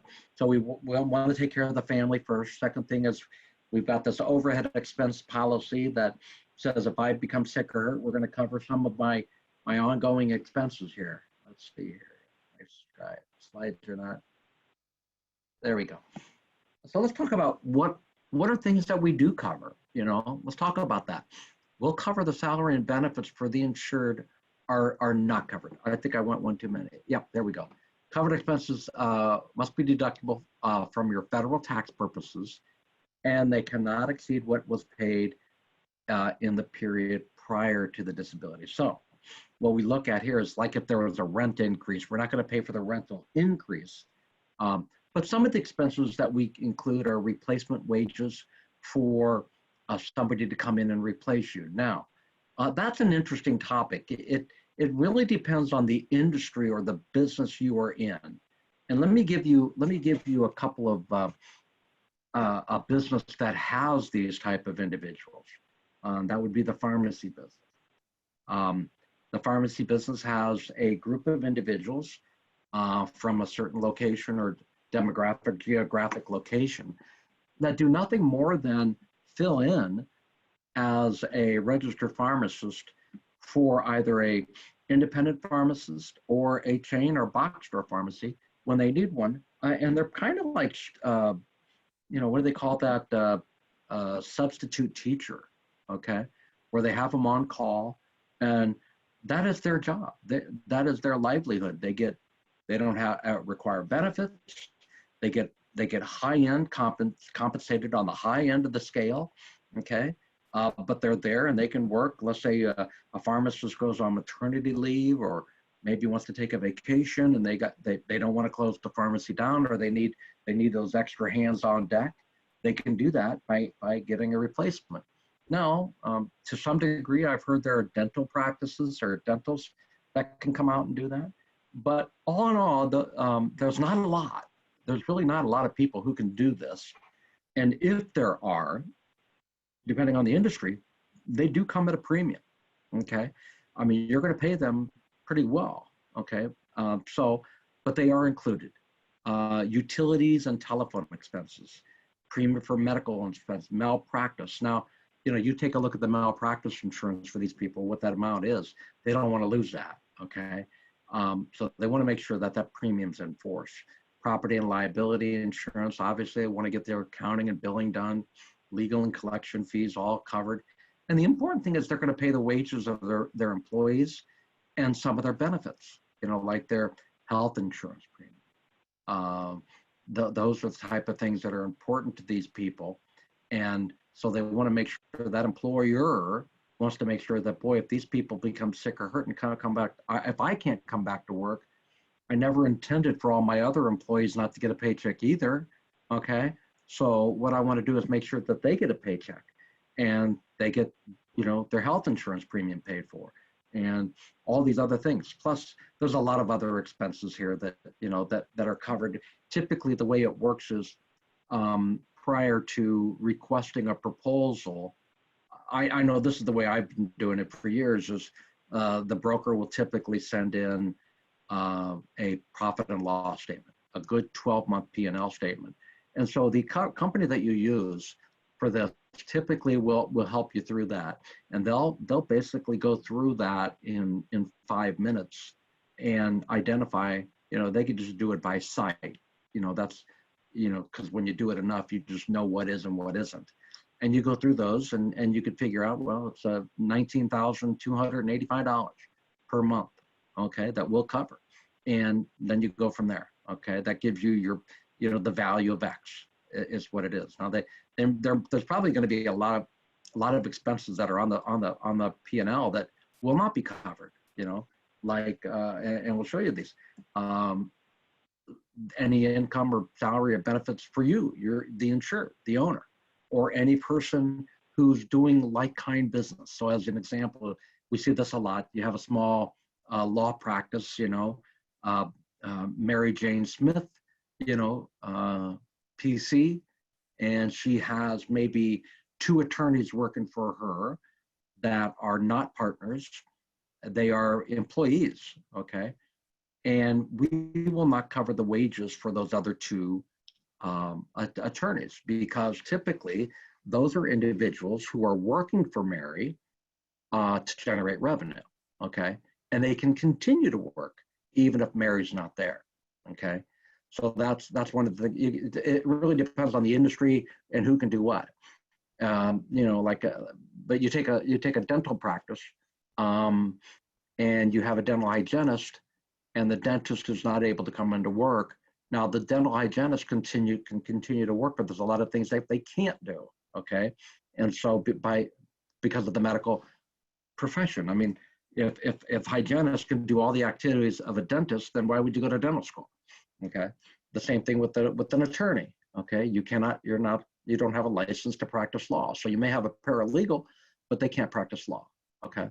So that, and the other big one is cost of goods sold or merchandise or products. A lot of times you'll see this in, you know, these one-person shops or small little stores, you know. And let's go back to pharmacy, because the pharmacist, I see this all the time, is that, you know, they have all the over-the-counter, you know, prescriptions, and they have all the other things that they sell, you know, on the shelves.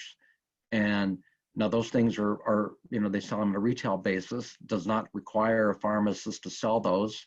And, you know, if they're out of a certain product, we're not going to help them cover the cost to replace that product. It just makes sense. Moving expenses we're not covering, because where the heck you going? You know, parking fees we're not going to cover because you're not there, okay? And we don't cover depreciation for most part. So these are the expenses that are not covered by an overhead expense policy. So we think it's important that when you look at this, you kind of have an alternative in mind for the customer, okay? Let's talk about if you don't have it, okay? what are you going to do? Well, you remember we talked about your accounts receivables. Perfect. That's a good option. But how long can that go? You know, with technology today, you know, when I got into the business, when we used to do overhead expense back in the day, the accounts receivables were 60 to 90 days, sometimes 120 days. Okay, because that's how long it took for them to prepare and print off the receipt or the expense, mail it to the insurance company, get it to the insurance company, get the reimbursement done. I mean, it took forever. Today, this stuff is almost instantaneous with the power of the computer. Okay, so you know those are the things that you have to figure out. Well, what is an accounts receivable, and how long does it take to get reimbursed? Then you can sit down and talk about, well, can your partner cover the business expenses? And that's when you just simply look at everybody and say, well, listen, who's going to cover all his clients? Or who's going to cover all the patients for Mary when she can't come into work? And they're like, are you kidding me? I got a full day already with all the patients that I have. Then we get this, and this happens more often than not, which is kind of sad, where they'll say, well, I have my own personal disability income benefits or savings.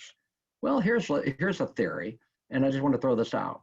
You bought the individual disability income policy to take care of you and your family, to generate about $7,000 of benefit to you every month, to make sure that you don't have to sell the home you live in, you could drive the cars you're driving, send your children to the college you're sending them to, eat the food you do, maintain your health insurance coverage. Okay, fair enough. Now you become disabled and you got a $7,000 bill at the office. Okay, let's think this through. Are you going to pay the $7,000 to take care of your own family? Or are you going to ship that out to the office expense to pay the rent and utilities? I know if I was a business owner, and my wife's in the house right now because I'm kind of home at the office. But if I were to say, listen, honey, I am not going to pay. I'm taking this money that we got for the insurance to pay our utilities and our food and our health insurance and our living expenses and house payment, car payment. I'm taking that money to pay the rent at the office. You know what the first thing that come out of her mouth? Well, you better live there because that you're out of here. I'm not, God love her, we've been married 43 years, but I'd say the same thing to her. But you just don't do that. That's just not that's not a right strategy. Okay, that's obvious, right? You can borrow money. Well, let's think this through. Okay, let's think through the unintended consequence. Imagine your customer having to go to the bank. Okay, if they can go to the bank, or maybe they have the power of attorney to go to the bank and say, listen, my client, he's sick or hurt, not able to work, and he has monthly expenses that are due on his practice. And so we want to come in here and borrow the money.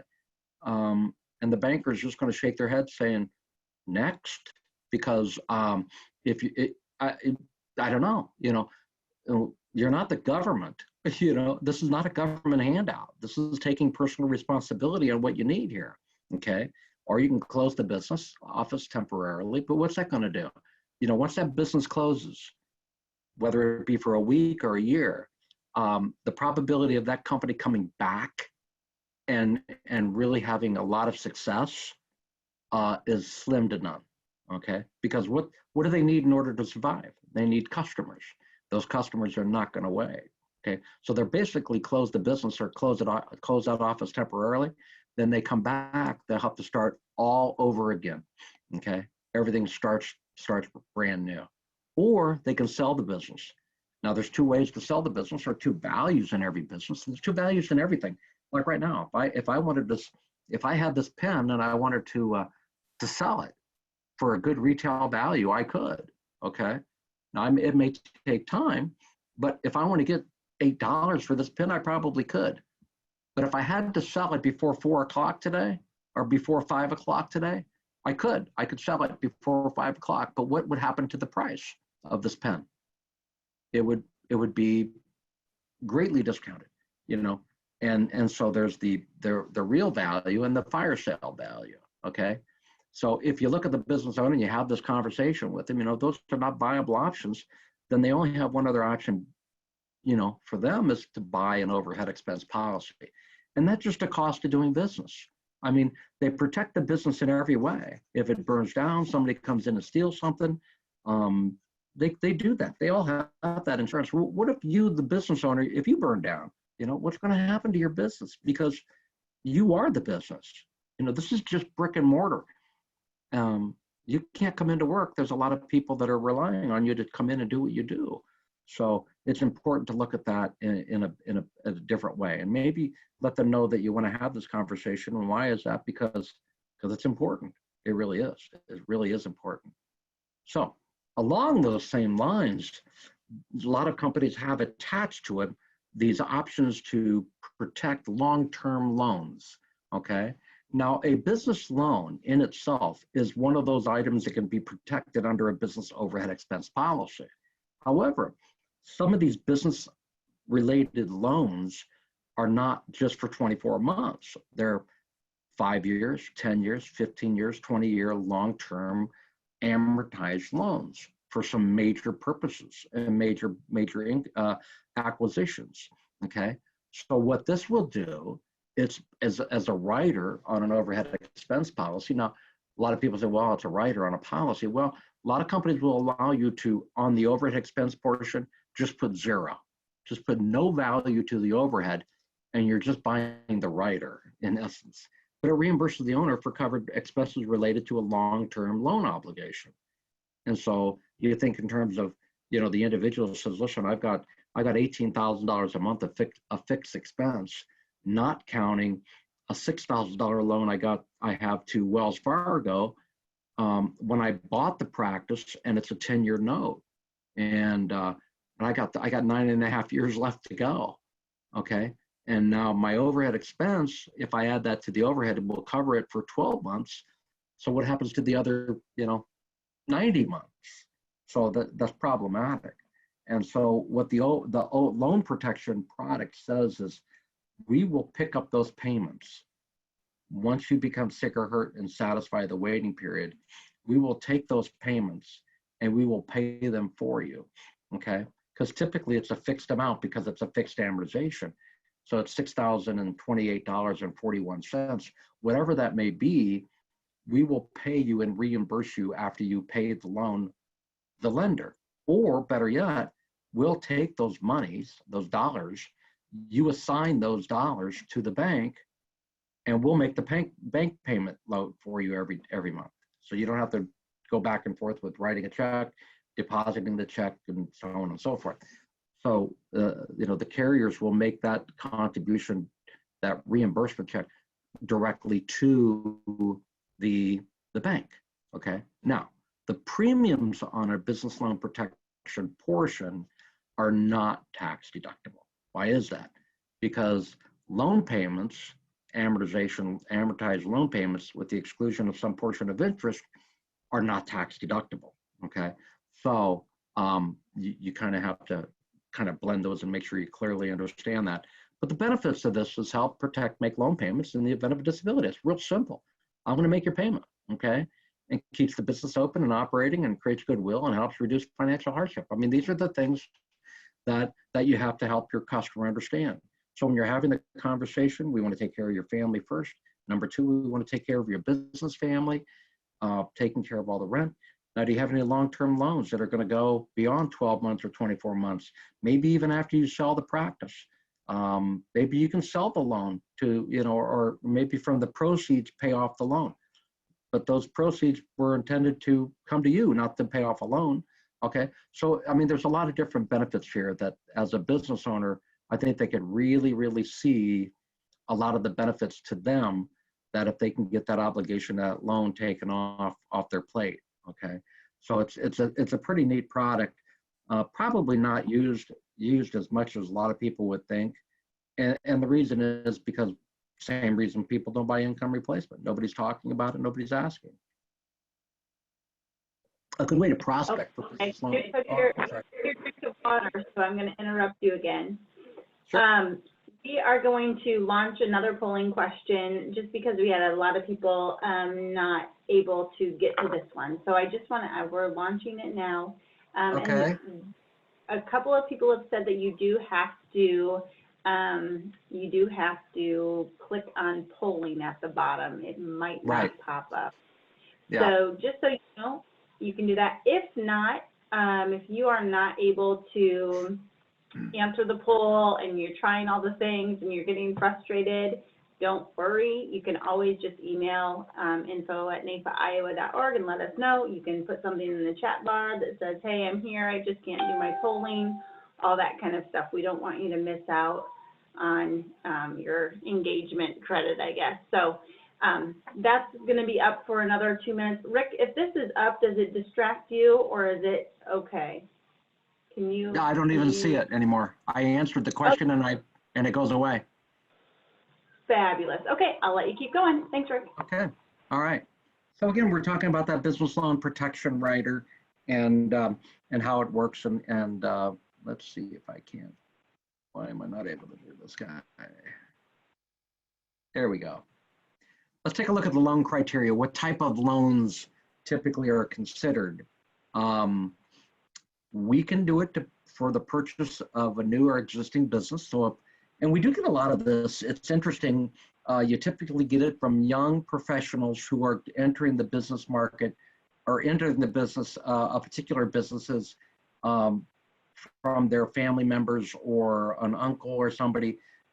You know, one of the things we see a lot of it in dentistry, we see a lot of it in law practices, the young dentist or young graduating lawyer coming out, a young pharmacist coming out and buying a practice maybe in a small town, or who is buying an existing practice, and they go to their lender and they get an SBA loan, and so we're covering that.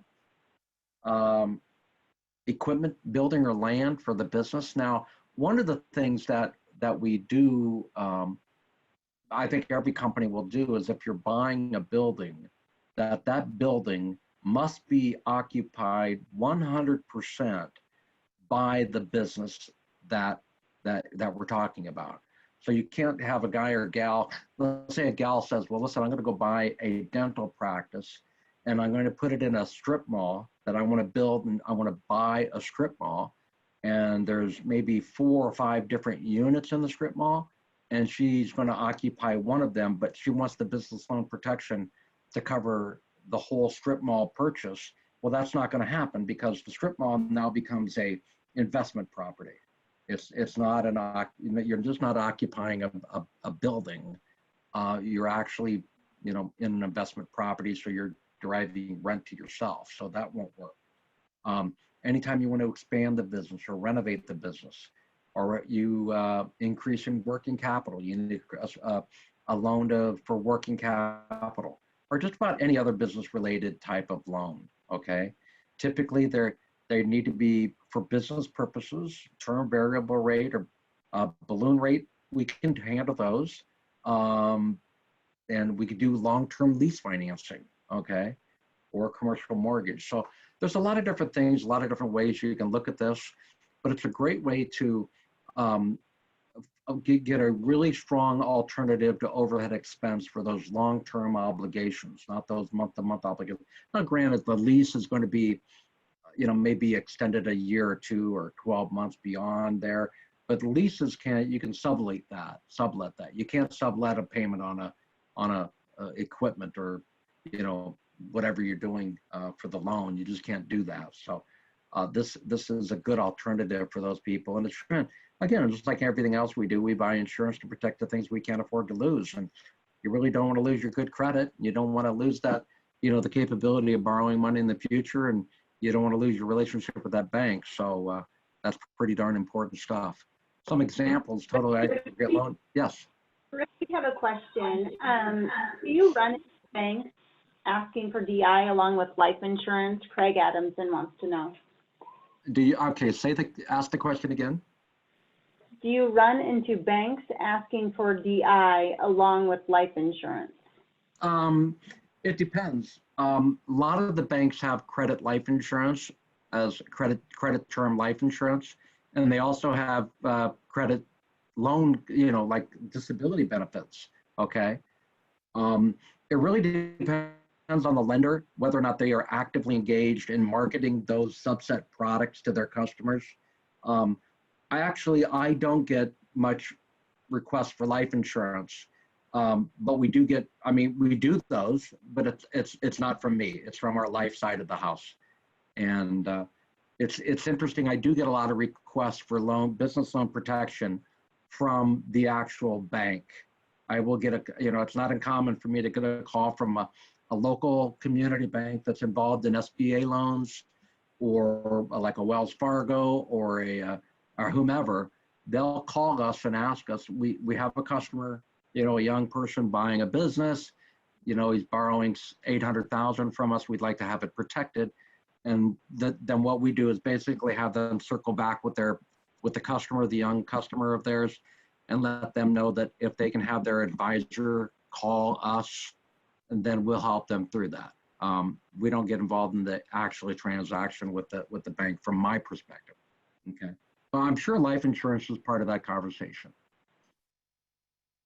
Yes. Another thing too is, with this business loan protection, talking about maybe a really good marketing idea for you is to, find in your community those small banks or local banks that are doing SBA loans. Now, SBA loans typically deal with small business loans, okay? And they fit our criteria pretty well. So you can go to that bank and say, listen, aside from making a loan to your customer, what keeps you up at night when you let a young individual come in here and borrow money? And they will typically say, well, their inability to pay us back. And the biggest reason why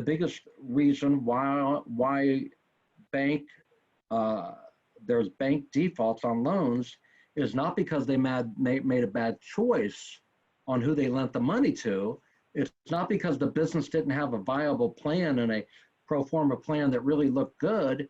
It's because the customer, the bank customer, became sick or hurt and couldn't go back to work. That is the biggest cause of bank loan foreclosures or bank defaults in the SBA business. Okay, so if you go to the bank and say, listen, if I can help you alleviate that the big risk that you have, that if your customer becomes sick or hurt and can't pay this loan back, would you be willing to generate leads to me? When you get a lead, instead of us getting the call, why don't they call you? The advisor in the local community. If you're in, Marion, Iowa, and you got a couple local banks, go out there and make a relationship with them and say, listen, we've got a product that will help cover the loans of these people, because they're seeing people all the time for loans. Well, maybe not now, but they're seeing people all the time, and they're seeing these young customers coming in for these bank loans and small business owners. And boy, if that doesn't, I mean, they can do the prospecting for you. Okay. Now, a lot of these people who are in that market, these bank lenders, a lot of them hold an insurance license.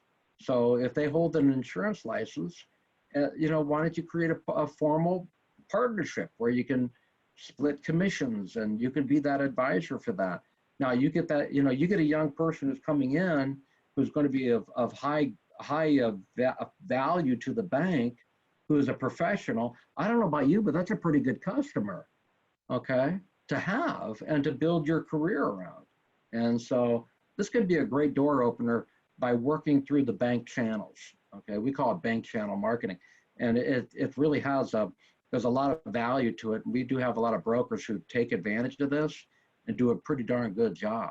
So, okay, but you can take a look at here. Yep. KDR wants to comment that under a bank-owned agency, and this would be a spectacular for their agents to partner with the loan officers. So, okay, say that again. I'm sorry. They are a bank-owned agency, and this would be spectacular for our agents to partner with the loan officers. Oh, absolutely, absolutely. A lot of these banks have their own insurance division. Okay, there's money in it for them, and oh, absolutely, there's a really, really good opportunity. And keep in mind that business loan, you could tie an individual disability onto that. You can tie an overhead expense onto that. You can talk about life insurance. I mean, you can do what you do, but it's a great way to get a really good customer, okay? Because these people are intelligent, responsible, have great economic potential. These are the customers that the banks are doing business with, okay? And they've already done their vetting on, is this business a viable business? Of course they have. They're the one putting out, several $100,000 for it. So I'd follow that banker every day if I could, okay? So let's take a look at loan obligation, including principal and interest is $2 million. The loan payment's $10,000 a month, payable over 200 months. Client can choose to have the writer be either a $20,000 a month for 100 months, or they could do $10,000 a month for 20 months. I mean, we can play with the numbers to make it work for them if they, you know, and a lot of it depends on, you know, premium, you know, how's the premium going to work? And if the loan is bigger than that, there's carriers that you can go to stack on top of each other. We do work, I mean, a lot of carriers today, like Principal, and I know others, work very well with Lloyd's of London syndicators. And so, you know, when you look at that and our cover holders, you know, like there's several of them that are approved in Iowa. And so we'll do the underlying domestic carrier limits, and then they'll go above that in the, do additional excess insurance with the, they don't call it insurance, it's excess coverage with a non-traditional, non-domestic carrier. So we do a lot of that. So it's kind of a neat process. Okay. So let's kind of review. We've talked about, you know, if an individual were to become sick or hurt, number one, we're taking care of him or her and her family. Okay. We're make sure the house payment's paid, the mortgage payment, kids are going to go to college, cars are going to be there, you know, utilities, food, health insurance, you know, all the basic necessities of life.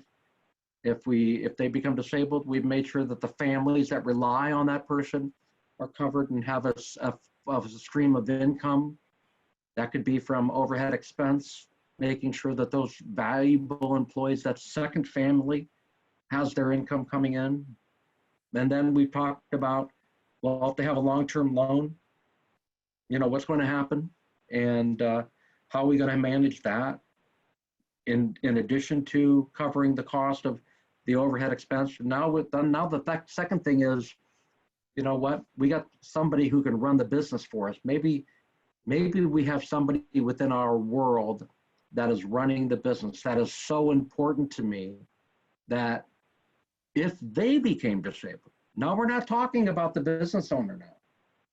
It could be the business owner, but we're talking about an individual who is very key and important to the success of their business. And this could be a business of any size, okay? And this is called key person replacement insurance. And this product probably has more utility than any other product that I've ever worked for, because it can do a lot of different things for a lot of different purposes, as opposed to a real key person benefit. The way it works is that small to medium-sized business owners, there are key people in that business who help drive revenue, okay, and drive the success of the business. So if one of those individuals who were critical to the success of the business became too sick or hurt to work, what's going to happen to the company? There's a lot of things. They could lose revenue. They could lose important contact information. Important customers will leave. Creditors may not want to do business with that company. There's a lot of different things that can happen if you lose a really, really key person, okay? Not to mention, you have to replace that person, okay? So these benefits can be used at the discretion of the employer, typically, okay, filling a revenue gap, hiring and training and filling temporary staffing needs. Those are some of the needs that can be met. But the way it works is that the employer, the company, pays premiums for a key person policy that when and if that person were to become disabled, the disability benefits are paid back to the employer to cover the expenses associated with that key person leaving. I'm sure most of you, if not all of you, have had some training, and you probably have sold a key person life insurance policy. Now, I can't see your hands, but I'm guessing that 2/3 of the room would raise their hand if you did. Most people I know understand and have worked with key person life insurance. Imagine, if you will, that when we developed this product and we said, okay, what intent do we have to do it for? Why are we creating the product? What do we want the product to do? We literally went to our counterparts at our company and told them, give us all the information you have on key person life insurance. Just give it all to us. And we looked at it, and we said, okay, this is what we're going to do. We're going to use all this marketing material and education and training material, and we're only going to do one thing. We're going to take the word out, either one or two words, death or dying, take those words out and put in and replace the words death or dying with sick or hurt, okay? So we took out death and dying out of key person life insurance material. We replaced it with sick or hurt under the disability income key person marketing material, and everything stayed the same.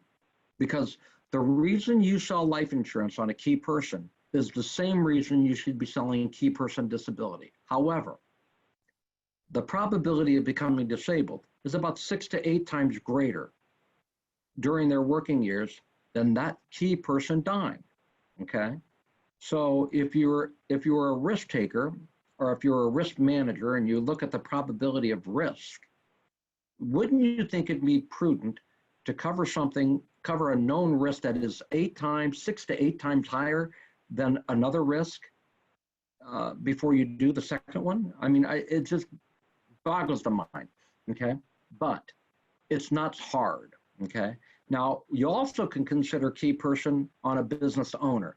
Now, I know when key person first came out, it was in the the mid 1980s, when key person disability income policies came out. And they really kind of failed on the grapevine, because what happened was in those products, it did require that the key person could not have any ownership in the business. Well, you know, if you're a key person, what are you going to get?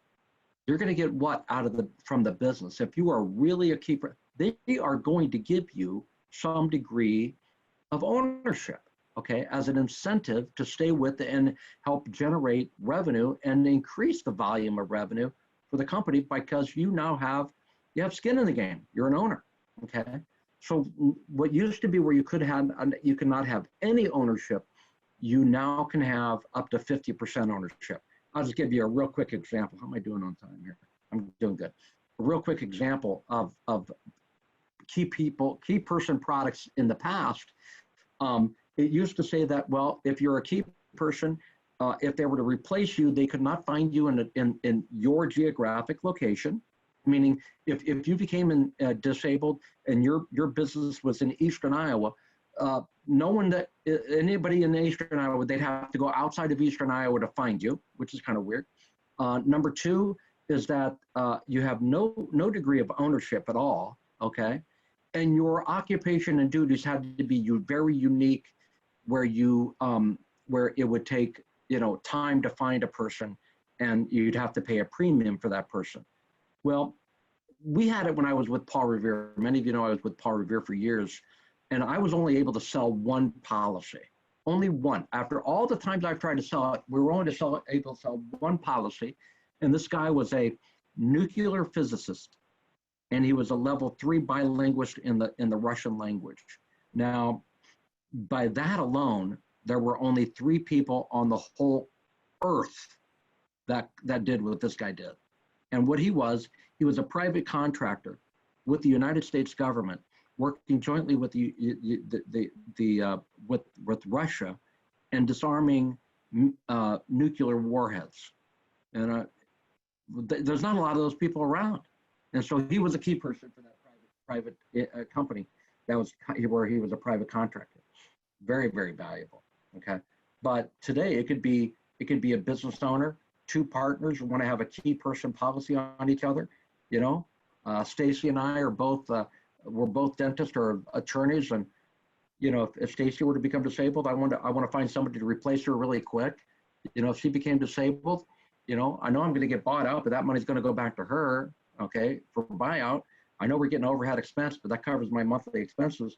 I can go out and find somebody and pay somebody. Or you know what we can do? Stacy's gone, I cut the business in half and I go buy a big boat down Lake of the Ozark. I mean, there's no rules attached to this either. So it's kind of unique.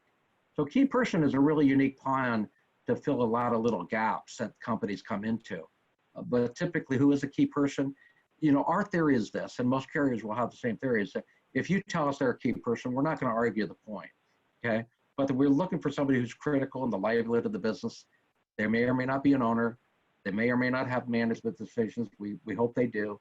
They typically are highly compensated, and they have an impact on revenue, and they have an impact on the relationship with customers and, most important, creditors. So it's not very hard for us to identify that person when they give us that information. And with the ability of the internet and us being able to go on a website and check that company out, we can find out, and, you know, real quick whether that person's a key person or if they're not. So it's pretty easy to figure that out. And people just don't buy coverage for anybody just for the heck of it. So this is a pretty neat little product, and like I said, it has a lot of application. Okay, so here's where we are now. We're at the tail end of the disability conversation. We've taken care of the family. We've got the overhead expense. We got the loans covered. Maybe we've covered a couple of key people. Now the disability is going to last for an extended period of time, at least 1 year. Okay, and your business owner has had a conversation with their partner or other business owners and other shareholders that say, listen, we have a formal buy-sell agreement that says if we die, what's going to happen? If we become disabled, it's going to happen. If we get divorced, here's what's going to happen. If the company goes insolvent, here's what's going to happen. If we terminate your employment, here's what's going to happen.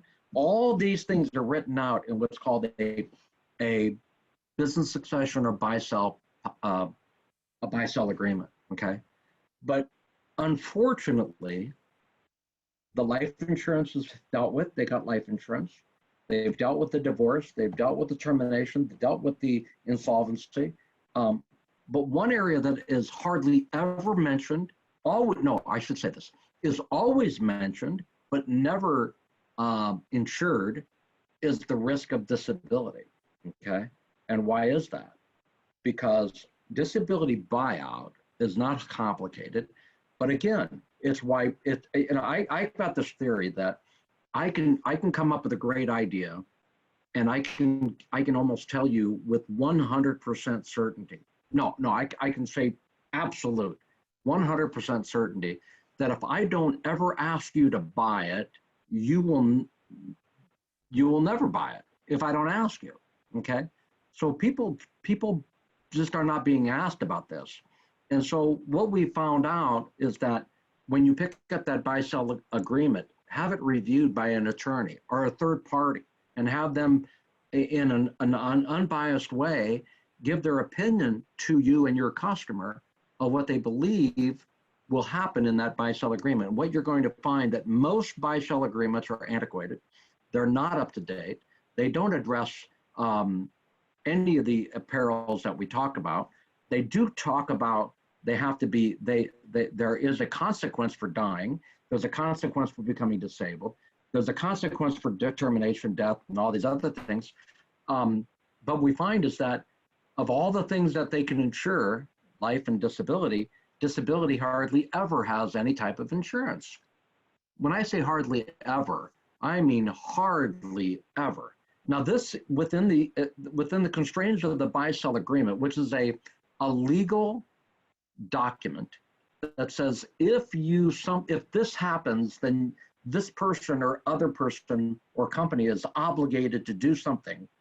And if that obligation is not insured, okay, like life insurance most always is insured, why are we not insuring the disability side of it, okay?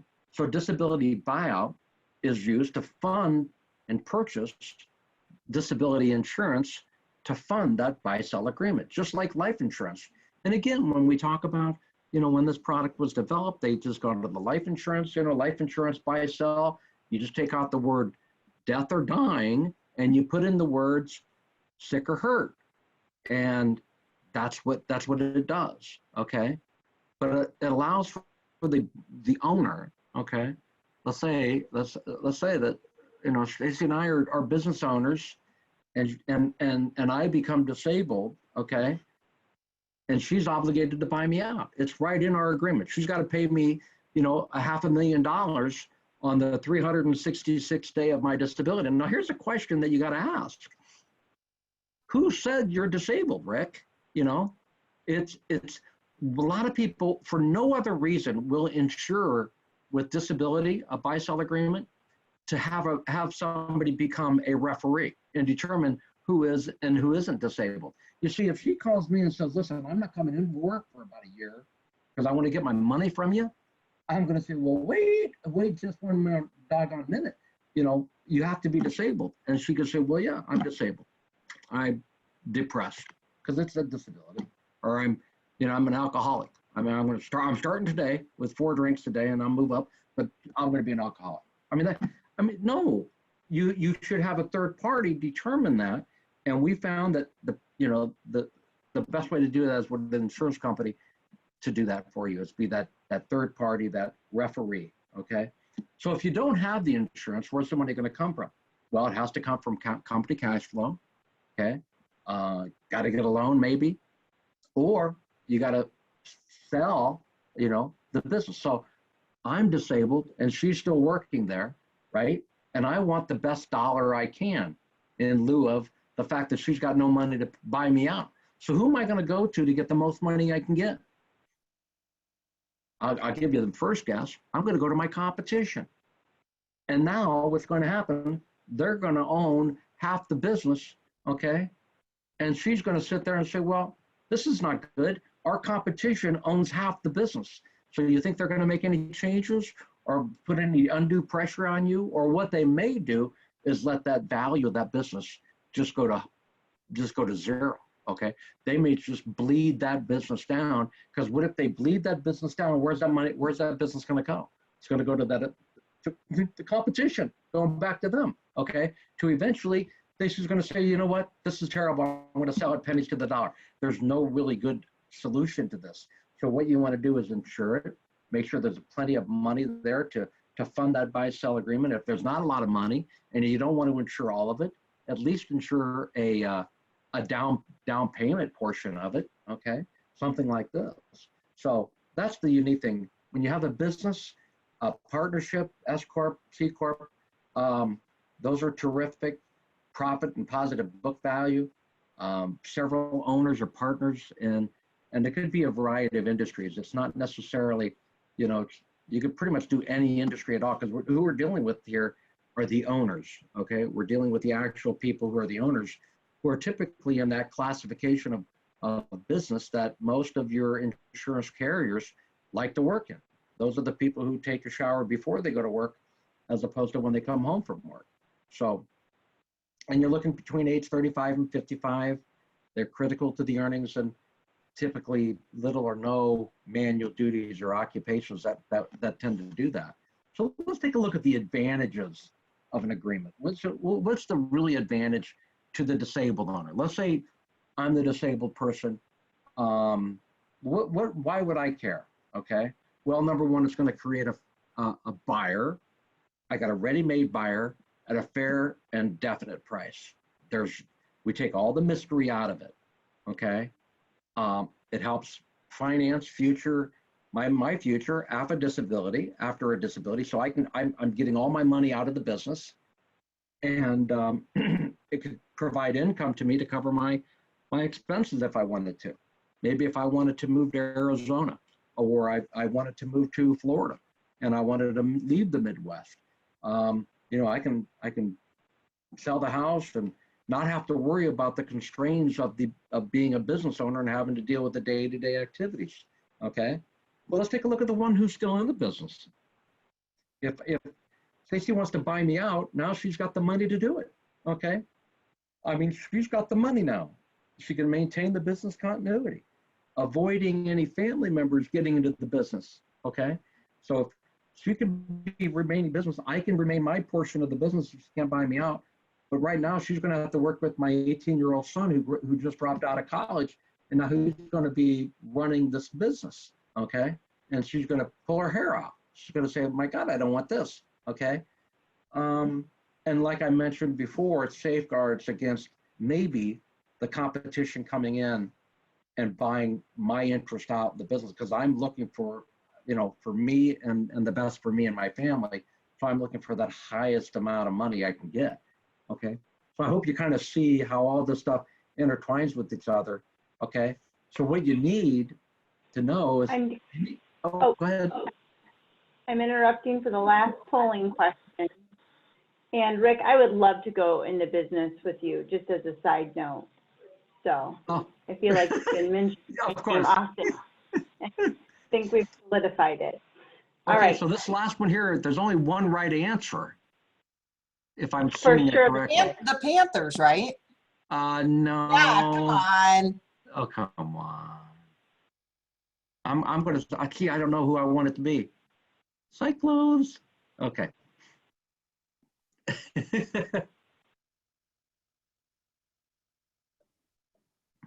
I do a lot of these. I got to get you my little, where'd my little guy go? And Steve Powell and I think it was Mr. Peterson early on. Yeah, Steve Peterson both said "Go Hawks" like 3 times already in this chat box over the course of the day. Not who was that? Was that Steve Powell? Steve Powell? Yeah, Steve Powell and then Steve Peterson. Oh yeah, was somebody who early on during Rob's presentation said the same. Said "Go Hawks" too. It's like you guys are just working. Man, let me look here. You know what? That medication should wear off pretty soon. They should be fine in a little bit. So typically when I'm doing these, I it's funny how I'm doing so many of these. It's funny how we talk about new technology.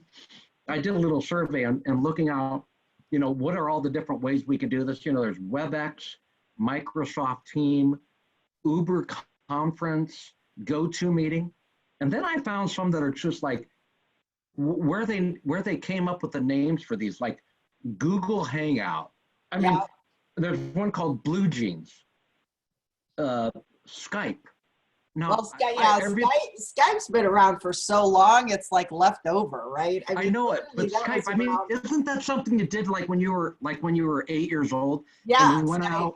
Yeah, and you touch somebody, Skype, or Jabber. I've heard of Jabber. I mean, Jabber. I would like to know what the hell was going on in the boardroom when they made up these names. But typically when I'm in a meeting and I don't want somebody to see me, what I do is I give them one of these. I put my little face right. I got it right here on my computer. I go, "Hi, how you doing? It's me again." Okay, if you haven't filled out the polling question, jump on it. We've only had 24 people on this polling question, and Come on, people, cyclones. 5 on the last one. All right, well, if you're having trouble, email Stace. Okay. Oh, somebody says, your presentation's great, but the CE portion questions and all that was not great. So people are having some technical difficulty, but we'll take care of you. Just know that. Go ahead. Yeah. Hey, if not, I vouch I saw every one of you, but I'm just kidding. Okay, so we can move on. Okay, so what do we need to know about this buy-sell agreement? Okay, number one, we need to know the market value, the fair market value of the company. And there's other, there are people out there, there are services that will do informal business valuations, okay? So we want to know the date the established agreement, the date the owner first becomes disabled, the trigger date of the buy-sell agreement, and how they want to pay the benefits. So, you got to know how much value are we talking about? Let's say it's Stacy and I have a business. We're equal partners. The business is worth $1 million. Okay, so we know it's $1 million. We're establishing the agreement today, and we're saying that if one of us becomes disabled, we need to know what is the trigger date for the buy-sell agreement. And we may say, well, you've got to be disabled 1 full year, okay? Or we say you have to be disabled 18 months, or you need to be disabled, a full 2 years. I mean, there's a lot of different, you typically don't want to go more than, anything sooner than a year. And the reason I say that is because, you want to give that person a lot of time to recover, okay? So the recovery is the most important thing. We want to have them motivated to come back to work. So we want to allow for them we feel that's probably actuarially the best way to do that. So the trigger date of the buy-sell agreement would typically be 365 days. And then what we want to determine is, well, how do you want to get paid? Do you want just do I want to give Stacy the $500,000 up right now if she's disabled? Or do I want to take that 500,000 and spread it over 24 months or 36 months or 60 months, okay? And when will that first payment be due? All this stuff is spelled out in the buy-sell agreement. Now, many times what they do is they say, you know, for the buy-sell portion of the agreement, they may refer to specifically policy number XYZ from ABC company.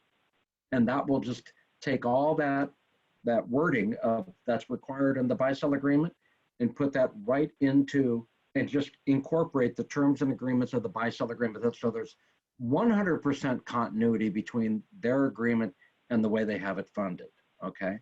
So let's move on here, I think. Okay. Move, okay, where'd my little mouse go?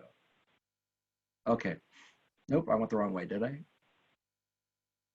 No, or did I? Oh, fair market. Well, you know what, the fair market value, I don't know, you know where I shut this. The market value of the company can be done one of two different ways. If we can get a valid, you know, a certified valuation, or for underwriting purposes, we do take a multiple of earnings approach, okay? Or, you know, it depends on how we want to do it, but a lot of times we just take a multiple of earnings. So you take 200,000 plus 100 times 3, 100, so you see the value of the business there. So these are the profits of the company. So a lot of times what we do is we usually look to a third party. We see it more often today than like 10 years ago. It always was, you know, 3 times, 2 times, 4 times earnings. Today we're getting a lot of complementary or supporting financial documentation where the buy-sell agreement or the valuation of the company has already been done by a third party. And they may have paid $3,500 for it, or they may have paid nothing for it. But if it's viable and we can see that if the numbers work, we typically will use that value, okay? So a lump sum payment will typically be more expensive than a monthly payment, okay? Now, you're going to see below both of these tax ramifications that the business owner should be considered. I am not a CPA, okay? I've gone to CPAs, and if I go visit 100 CPAs today, and I go through the process of a buy-sell agreement, whether lump sum or monthly payment is better or worse, or whether cross-purchase or entity purchase is better or worse, I will get 50 answers on one way and 50 answers on the other way. I mean, I don't know why. I've always thought that CPA's 2 + 2 = 4, but a lot of it's left to interpretation. So I am not a CPA, nor do I intend to be one. Talk to an advisor to get that money or that information. But with a lump sum, your premium structure is going to be more expensive, because we know that once that person hits the commencement date is the date following the elimination period. So if you have a 365-day waiting period, on the 366th day, the company is going to be writing a check for 100% of the proceeds, okay? As opposed to a monthly payment plan where you have lower premiums.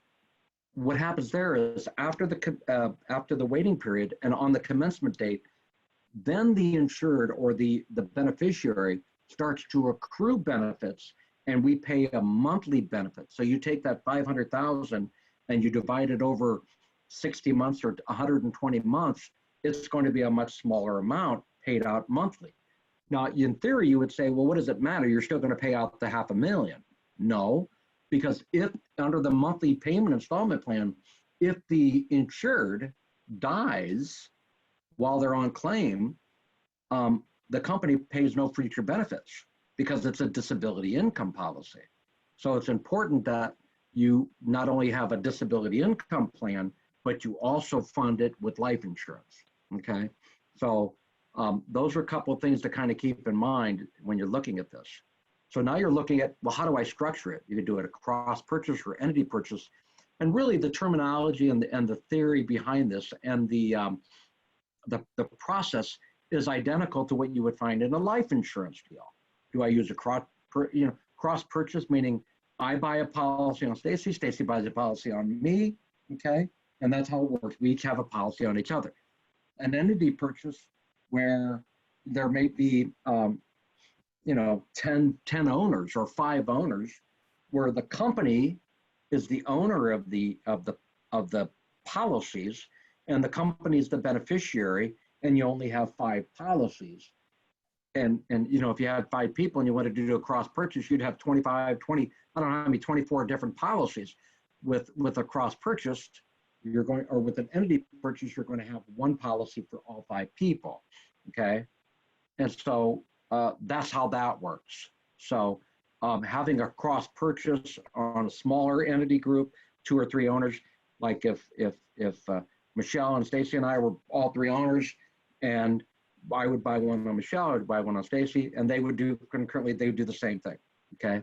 But if we wanted an entity purchase to be depending on too, if you're in a contest for applications, I guess, do cross purchase on a big case, and then you get a lot of applications, but that'd be kind of silly. But who owns the policy? Each owner owns a policy on each other. This is not a cross purchase. So I own the policy on them, they own the policy on me. The non-disabled owner purchases the disability. Owner share in the buy-sell agreement, and they receive the benefits. It's not where it says here as a reimbursement.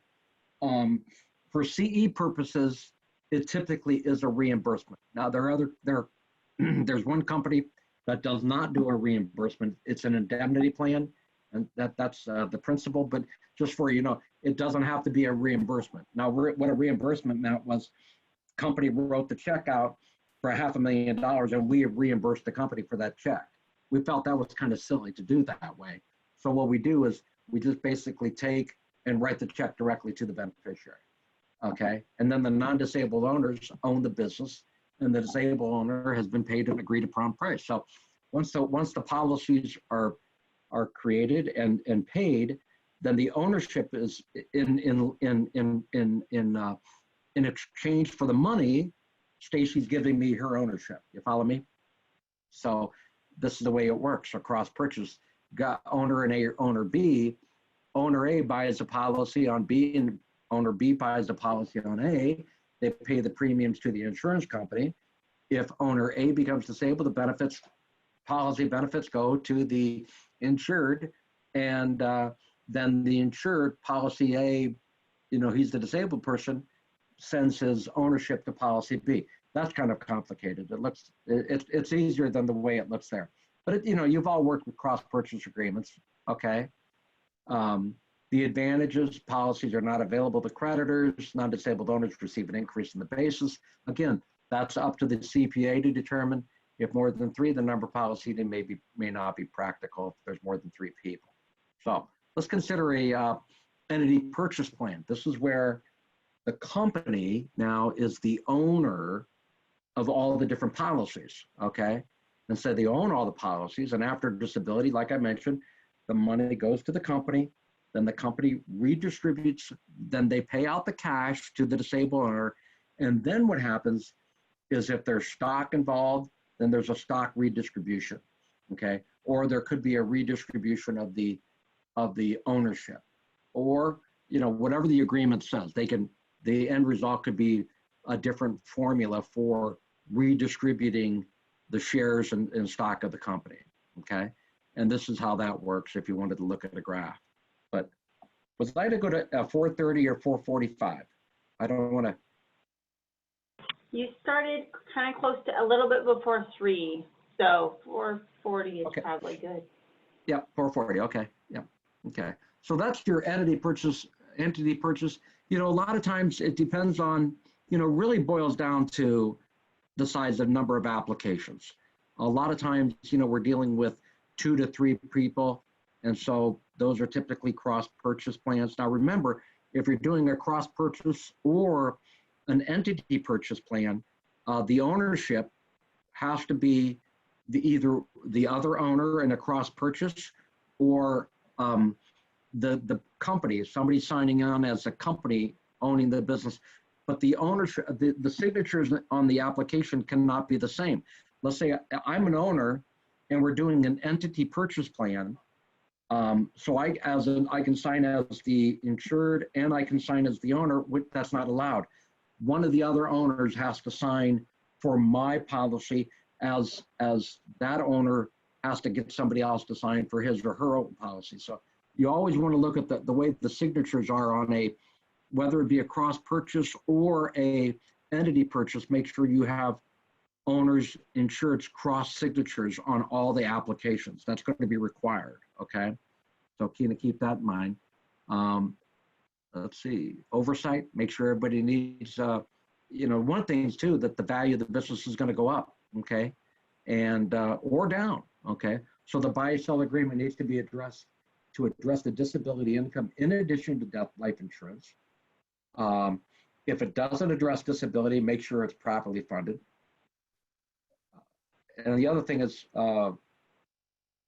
have something in place. Now, it doesn't have to be, like I mentioned, usually, sometimes we're talking to some companies that are worth a great deal of value and they're saying, that's a big chunk to buy, we have really good cash flow, but we could use a down payment. So take 20 to 30% of the value of the business, fund that with the disability buyout. Now, there's two reasons you want to do that. Number one is you have money to pay it. And number two, you create that referee approach. Okay. And then I think that adds a lot of value to what you do. Okay. So, we got a couple minutes left over. Why don't we go through if there are any more questions that anybody has, or if any questions came up?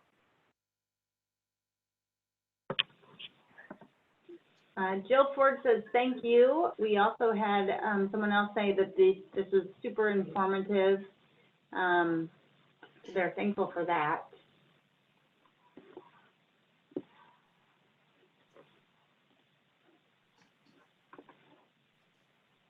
Well, good. I'm glad people.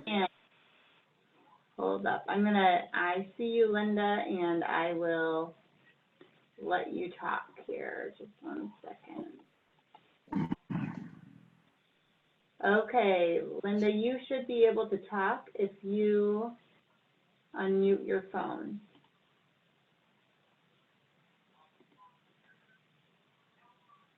We'll see.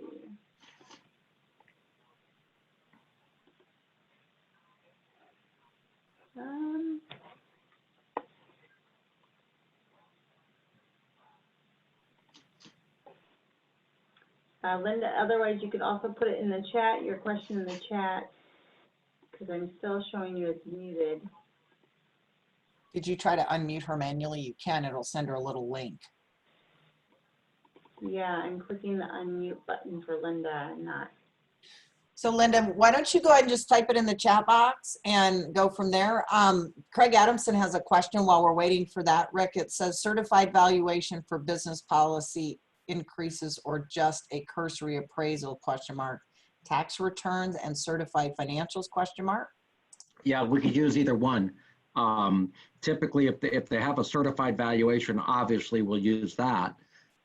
They could also have a informal business valuation if the informal business valuation uses common accounting practices. Okay, I know there's several firms out there, Principal being one, that do complementary business valuation and buy-sell reviews. I know there's several companies that do it today. And so we will take that valuation, or we'll take 3 years of tax returns, corporate returns, and P&L P&L statement along with the balance sheet. Most carriers will use just that, and we'll do our own valuation internally for a disability income. Yeah.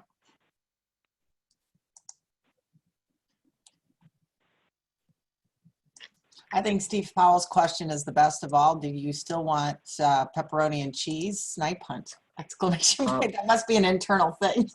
Well, wait a minute. Extra cheese, extra pepperoni, Steve. Don't you? Come on, man. You got to get it. And it's from boys over in the Quad Cities. Absolutely. God, what I wouldn't do for a pizza from there right now. Okay, so we're at the end of our time. So Rick, do you have anything else you need to say to everybody?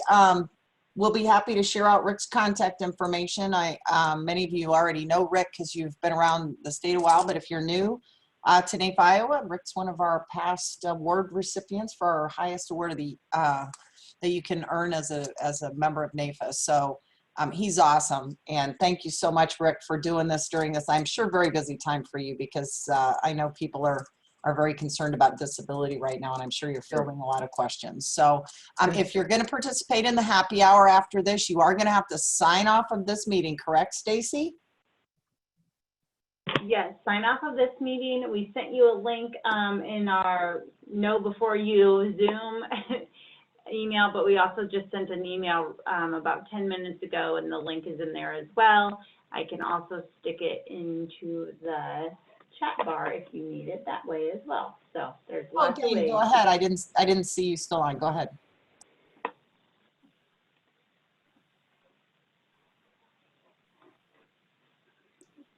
Dane, did you want to say something? You're muted.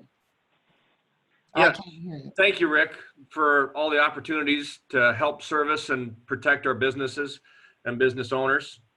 That was just great. I learned a lot more, and it's just always, as a financial advisor, it's one of those things that probably needs to be talked about more, you know. So again, thank you for everything today. I also want to thank all the attendees. You know, we had a good show today. So I really want to thank them. I want to thank Stacy and Michelle for helping administer the Zoom meeting. One thing that I would want to touch on too was the incentive program. If you want to learn more about that, there was an email that came out, and it's also already on the website. So I'll catch you guys at the virtual happy hour. Stay safe, stay healthy, and thanks again for everybody who participated today.